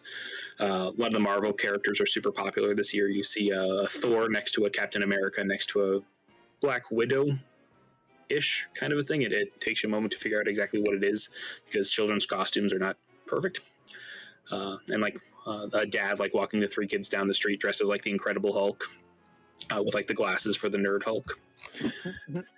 But yeah, what do you guys want to do while you're here?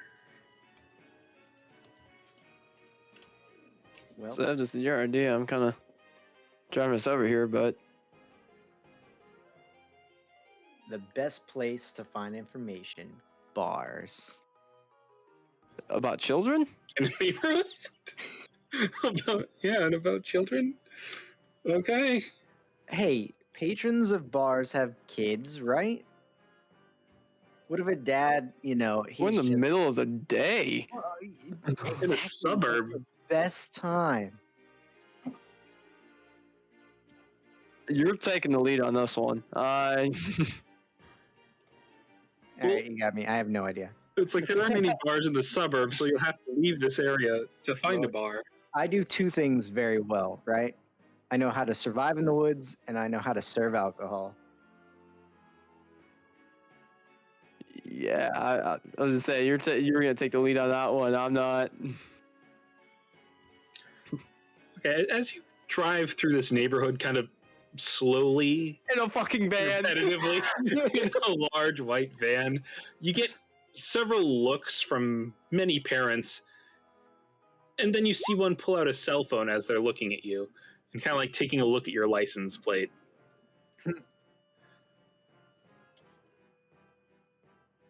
Yeah, they're just like talking. It's like, look, we. Look, I don't know. I feel like literally the only lead we have is the woods. That's literally about it. I mean, we could check that out. Oh, did we find anything on that investigation on searching the internet? I can't remember what we found. Oh, did you roll so- for that? Yeah, Essential 8, 17. Okay. I can't remember. Oh no, that was for looking on stuff. So that we need to do investigation for the creature itself. Yeah, Oh, I because thought that was for looking. the Yeah, shop. that was for the shop. Yeah, so because we said we were gonna do it, we just haven't done it yet. So let's do some research on as I'll leave this area and park right in front of the school. No, I will in some other area and we'll just start at least try looking up what we can. Okay, just parking some random place, or are you going to the hotel? What are you doing? No, I don't want to go to the hotel. I feel like he's told the news that we're staying there. So literally anywhere else. Literally, I'm fine just going to a fucking parking lot somewhere. Okay, you find a parking lot, like a Walmart parking lot. Even the Walmart employees here have costumes on. The one pushing the actual carts seems to be dressed like Dracula. All right. If all I of you are assume looking, all of us, yeah. Yeah. Well, I Whoever guess wants to Terrence do is both. doing copying, so he probably wouldn't be able to really do it much. all right. So, Grant, Rachel, Sev, when you make me an investigation check with advantage, second person gives advantage, third person lowers the DC. I'm not proficient in that, so I can't help. I'm proficient in it, but my modifier is only 1 plus a 1d6. Same, so let's just both roll. Rachel, let's just both roll. Well, I can psychically bolster mine if we fail. Same. my You big- roll yours, I'll roll mine. You can do what you need to. All right.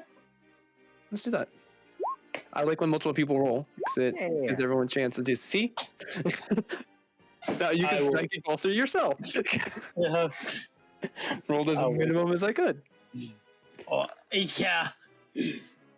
I'll bolster that. All right, that's a 16. 16. Hell yeah. See? All right. As you all sit down and you start searching, there's a few things on the internet, but most of it is just like conspiracy theory or urban legends, things like that. It's not until you go into the actual BAP archives that you start to get something that resembles what you're looking for. Mhm. What you find is a creature.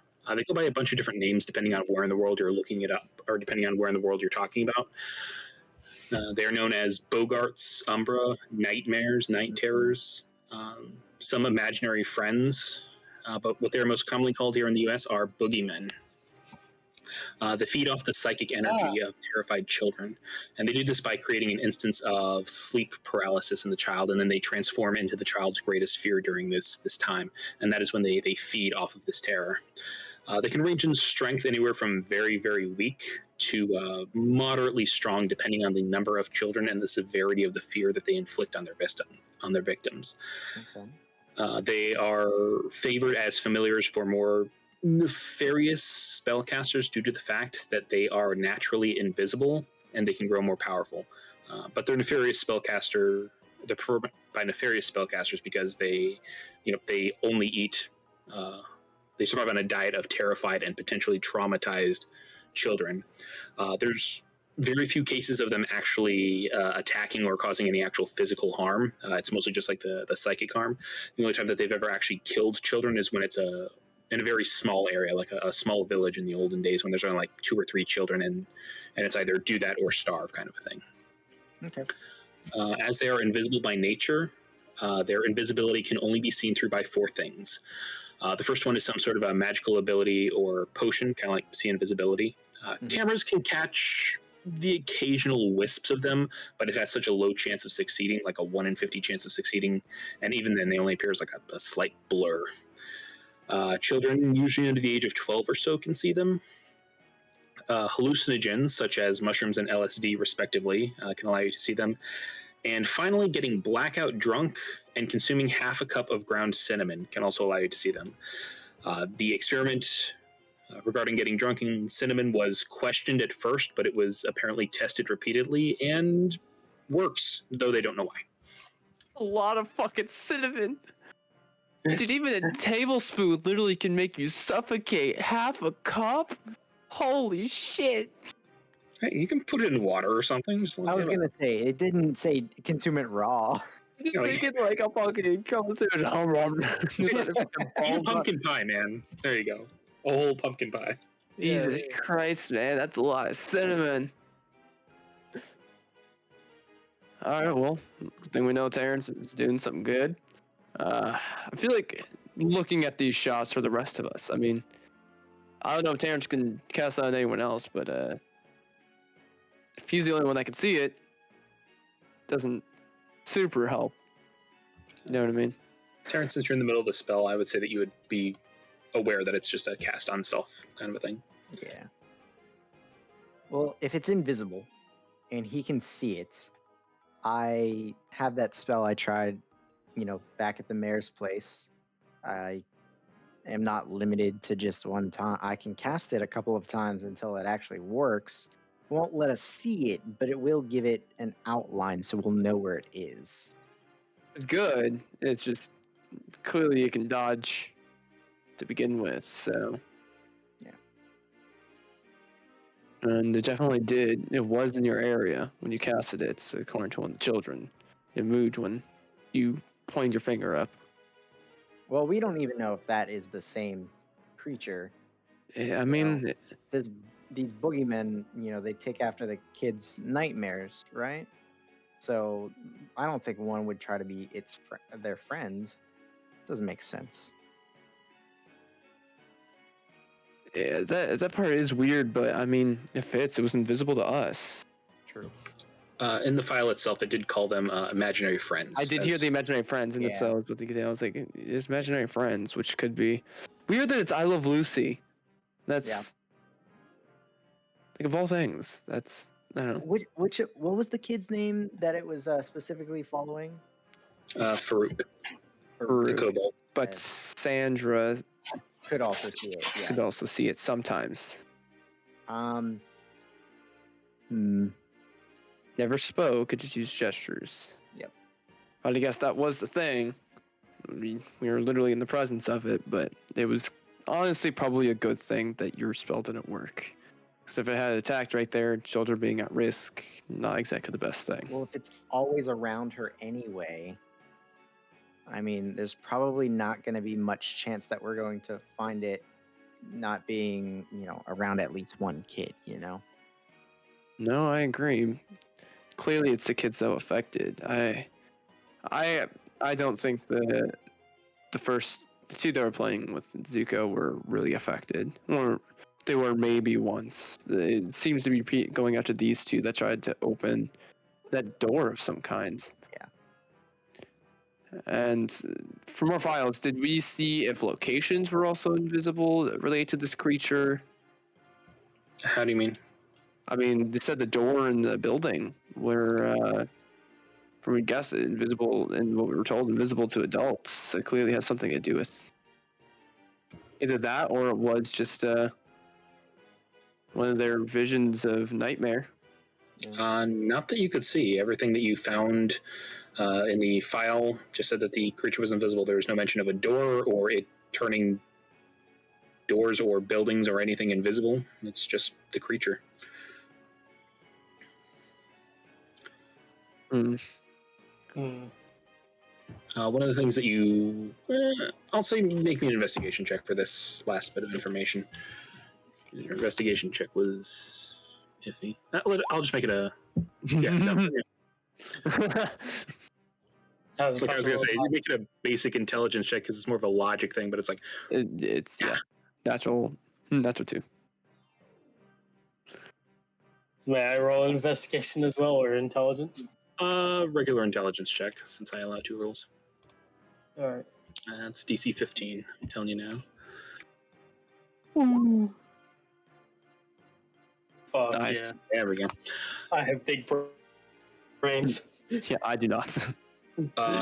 These creatures visit one child a night. So I will inform them of that. And based on the information that you, Rachel, found, multiple children are being affected each night. That means there's multiple. I'm I still don't not 100% convinced that this is something paranormal. Yeah, it kind of matches up with this one case, but I don't know. It just seems kind of fishy to me. I get that.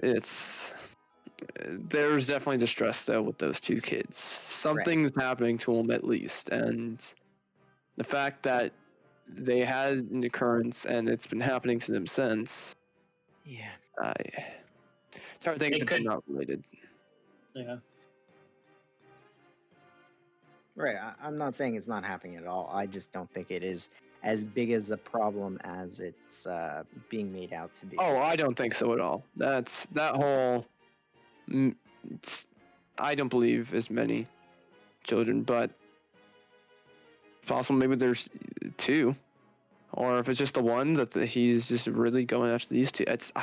I think honestly we're not going to find much until nighttime when we try to go into the woods. I think that's going to be honestly how we're going to be able to find most of our information. Is investigation there.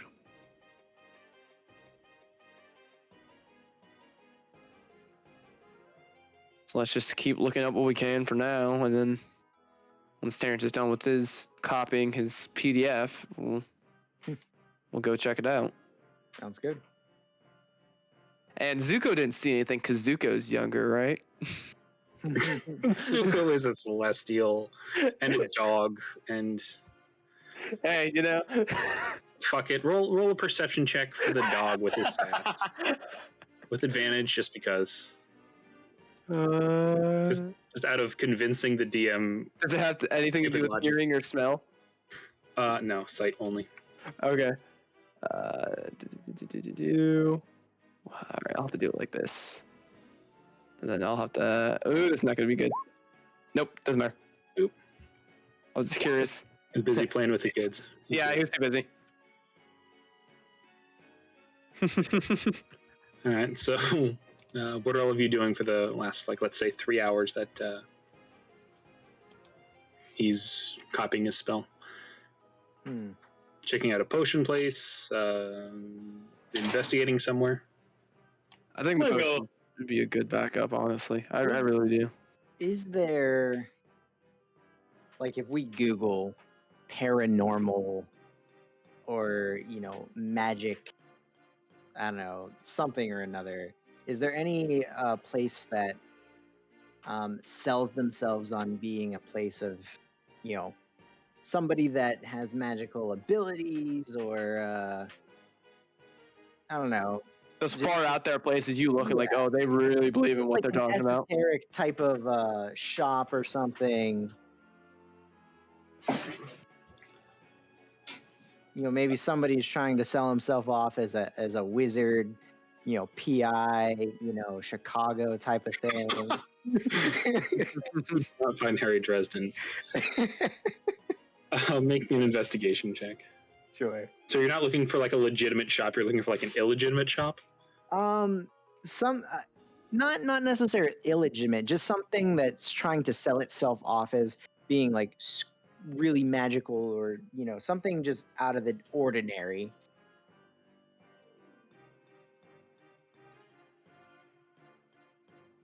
You said investigation. Yeah.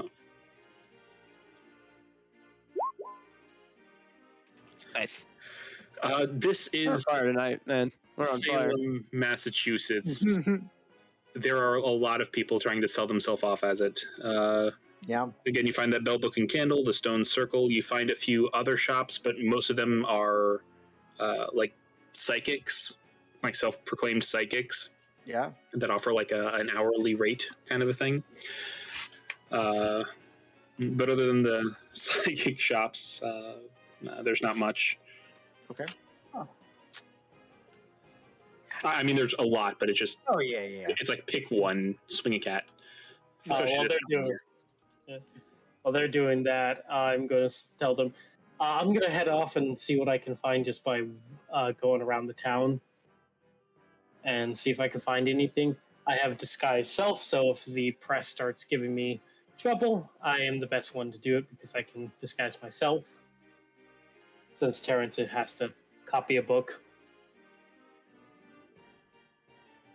All right. Just keep us definitely informed. Let's honestly, I feel like the best bet is here. Turn your GPS on. That way we can at least track each other. Sure. That'd be the best bet. I can, in fact, I'll link you and stay within the mile. And so I will link up this time, all of us, because I can link up 3 people plus myself. So, Why did you have to do all of us at the same time in the first place? because I forgot. But now Zuko's like, what is everybody thinking about? No. Okay, so you hop out of the van, and is there anywhere in particular that you're going, or? No, I just want to look around in a mile radius. Honestly, I am looking for the people my brother warned me about. That is Okay. honestly what I'm taking a look around for. Okay. Well, say roll one more perception check. All right.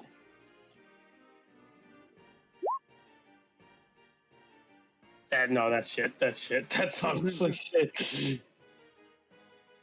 Oh, did you roll? This group is on Oh, there fire. it is. Yeah, our last few rolls have been. You do Yeah. have inspiration, and there's like 10 minutes left in the session. You know what? I'll spend my inspiration. I on forgot this. we had fucking inspiration. Fuck. Yeah. I'll spend my inspiration on this. Why not? Much better. Ooh, close. But you still don't find anybody. You pass a lot of people, and with everybody Does being it- in Halloween costumes, it makes it much more difficult. It's like you Does pass. it have to be a nat 20, or can I bolster it? It has a really high DC. Basically, the nat 20 was more to push it forward. I'll say you can try to psychically bolster it. All right, because we're going to be resting. Actually, I'll save my 2 resources. We're going to be up at night. I Okay. just remembered that, so I'll save my 2 resources. Yeah, I it's, just, probably it's a really high DC because they aren't trying to be found and everybody's in costume. No. So yeah, I'll accept this one. Yeah, so you look around and you see some people cosplaying as Vexalia and Vaxildon from Critical Role. Dinosaurs, astronauts, a bunch of people dressed as pumpkins or pumpkin heads, Freddy and Jason, Ghostbusters. Kids dressed as Ninja Turtles, but you do not find the 2 people that you're looking for, unfortunately. Yeah. Grant and Sev, what are you 2 doing for these last few hours? Well, there's a whole ton of fucking quacks here in the city. It's Oh, no. Quackland. What do you think? You want to just go hit up like a supply shop, see what we can find? Yeah, that's probably best. Yeah. How do you mean supply shop? Yeah, potions, items. Okay. As far as you can tell, there's no place that sells like any legitimate magic items. Yeah. There's maybe like an antique store or something that has like maybe one, but that's about it. For potions, the best that you could find was the Bell Book and Candle and maybe the Stone Circle shops. Oh, Bell Book and Candle. All right. As you start off, Is it spell, comma, book, comma, candle, or spell book, comma, candle? Bell Book and Candle. Oh. Gotcha. I thought you said bell or spell. Oh no. You start up the car, and as you start driving, it kind of jostles Terrence around enough that he kind of makes a mistake on his book, and he kind of has to go back and do it again. but you managed to make your way to Bell Book and Candle. It's on one of the main streets that has that sort of that actually has that main street feel to it, that old timey strip set of stores on one of the main drives. As you hop out and step inside, most of the items that you see are things like tarot cards, crystal balls, books on New Age religion. And behind the counter, you see a human woman with dark kind of jaw length hair finishing up with the customer. Most of the things that you see around are at a discount due to the holiday season and are mostly sold out. Like there's maybe 2 sets of tarot cards left and maybe like 3 crystal balls left in the entire store. So a lot of the shelves or tables are bare. She finishes up with her customer. She looks up at you. Oh, welcome to Bell Book and Candle. Let me know if you need any help with anything. Kind of did some research online. This seemed about as legit as we can. We're looking for anything mystically potion-wise. Specifically, if we could see like invisible things or stuff like that. We're really interested in like ghost hunting. I was selling those last year, but I had to take them off the shelf because unfortunately a lot of amateur ghost hunters broke into some vacant houses, old churches, things like that, and generally made a mess of things. So I still have some in the back, but I don't feel right selling them to people anymore. I'm sorry. Pull out the badge. But, Well, before I do that, like, dang. I mean, so if it helps, I mean, we are trying to help around here. We've heard about the whole kids sort of having nightmares, and it seems like a stretch, but looking into the paranormal, we're trying to just see if we notice anything. That's really what it comes down to. I promise we're not going to do anything nefarious or anything like that. You have my word on that. Make me a persuasion check. Yeah. Sorry, my thing is gone by now. Did you? Okay, I get that off. 26. She kind of looks you up and down, pauses for a moment, and then I suppose if you promise me that you won't do anything dangerous and you won't trespass anywhere. I promise. We're definitely not doing this for ill intent. That's for sure. And she kind of squints her eyes at you and kind of studies your face and kind of looks at Sev, and I'm guessing Terrence might have stayed in the car unless he's standing here. Scribbling. Yeah, scribbling stuff on his tablet. Mm-hmm. Yeah, he's in the car. All right. And she kind of pauses for a moment and then nods to herself. Okay. And she heads into the back. It's kind of old, so I can't state to its efficacy. I'll knock the price down for you. But I have 2 bottles. Each one will get you about 3 uses. Put 1 drop in each eye, and it should let you see anything invisible. 75 gold for each. Oh, do you take credit?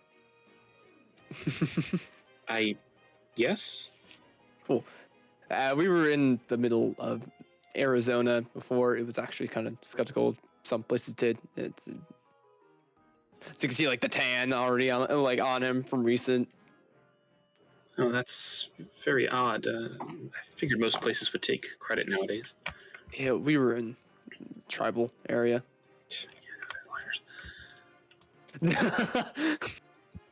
oh my god.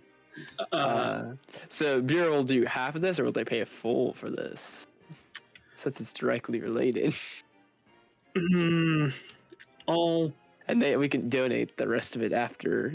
only a D20 on an 11 and higher. They'll pay half. I'll use my inspiration. Okay. They will pay half. All right. So 75 each, you said? Yep. Okay. I'll pay the. Yeah, so When you do know that. you're getting- So we get 2 of these, and they each have 3 uses. Correct. All right. And she will tell you they only work for about an hour. So, and again, they are old, so no promises.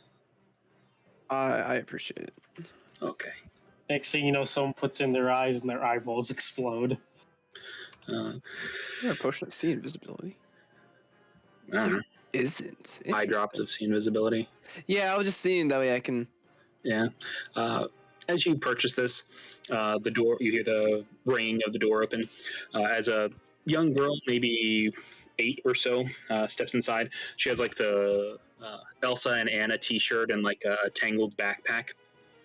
And she is, her actual head has a sort of a skeleton face paint on it.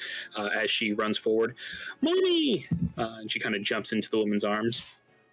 "Oh, Sarah, how was school today?" Everybody was talking about the people with the nightmares. It was so boring. She kind of looks at all of you, looks down at Zuko. "Can I pet your dog?" Of course. She kind of hops down and then goes and starts scratching Zuko. "Who's your good puppy?" You all haven't been affected by the town's sort of recent nightmares or such. She looks up at you and kind of looks you up and down in a very similar way to the way that her mother did. And she shakes her head. "No, and I know all the kids that said that they've seen things. They're complete liars. I wouldn't trust them." What about Sandra? Do you know her? Yeah, she's like a massive attention seeker. Like a few months ago, she went on a family trip and she went through New Jersey and she said that she saw the Jersey Devil and like had tea with him. And then she kind of does like the crazy sign next to her ear. Yeah, I wouldn't trust her. What about shit? What was the fucking kobold's name? Farouk. What about Farouk? Do you know Farouk? Yeah, he's kind of small and mousy, and honestly, I think he's just loving the attention. It's all just kind of questionable. Thank you. I appreciate that. Anytime. As she continues scratching Zuko. She has the voice that I'm like, I'm tired of this shit. It's boring. Yeah, kids, man. Short attention spans. All right. All right. As you leave, the one behind the counter says, "Thank you very much for your patronage, and if you need anything else, please come back to Bell Book and Candle." Will do. Appreciate it. Mm-hmm. All right. Oh shit! I forgot I had this. Everyone will add 10 gold, 5 silver to your inventory. Oh, I had money from wallets that I have not distributed yet. gotcha. Appreciate it. Now, is this legally? No, I'm joking. That was from the wallets of the. Because I have a miscellaneous section in my inventory, and that's where I throw Oh. like loot that needs to be distributed. And I had 42 gold. Yeah, stolen from the dead men. Oh. Yeah. Yeah. So everyone just add that to your inventory, and Rachel, I'll give that to you as well. So. Yep. All right. Terrence, I'll say that you finish your spell about now, and Rachel, you meet up with everybody else. What are you all doing? Well, like if you've got the ability to make that thing visible, probably don't need the eye drops if something went wrong, and I feel like you'd be able to hear something coming, Sev. So I'll give one of the vials over to Rachel. It's got about 3 uses. Might be a little old, but they also might help with seeing the invisible creature. No promises though. They're a little pricey, but you know. So it potentially works, potentially doesn't. Yeah, it's better than potentially having nothing if it decides to dodge out of Seb's way. Mhm. And honestly, if he turns into one of those creatures, he could probably smell the thing. So, not Is too this worried about him locating the creature. Fair. Is this loadable on a potion belt? Sure, why not? All right, I'm loading eye drops onto my potion belt. Oh, I thought you said I'm loading my drugs onto my push. I was like, whoa, okay. All right. Okay. Now all of you have see invisibility in one way or another, kind of. As the day turns into afternoon, people passing by in costumes, you notice the advertisements for every kind of haunted house, street festivals, street fairs. The air itself smells like pumpkin spice and confectionaries. As you head through the streets of Salem, I think that is where we'll end the session. Alrighty. Good session. Good session. Yeah. I love the Everything Is Howling music.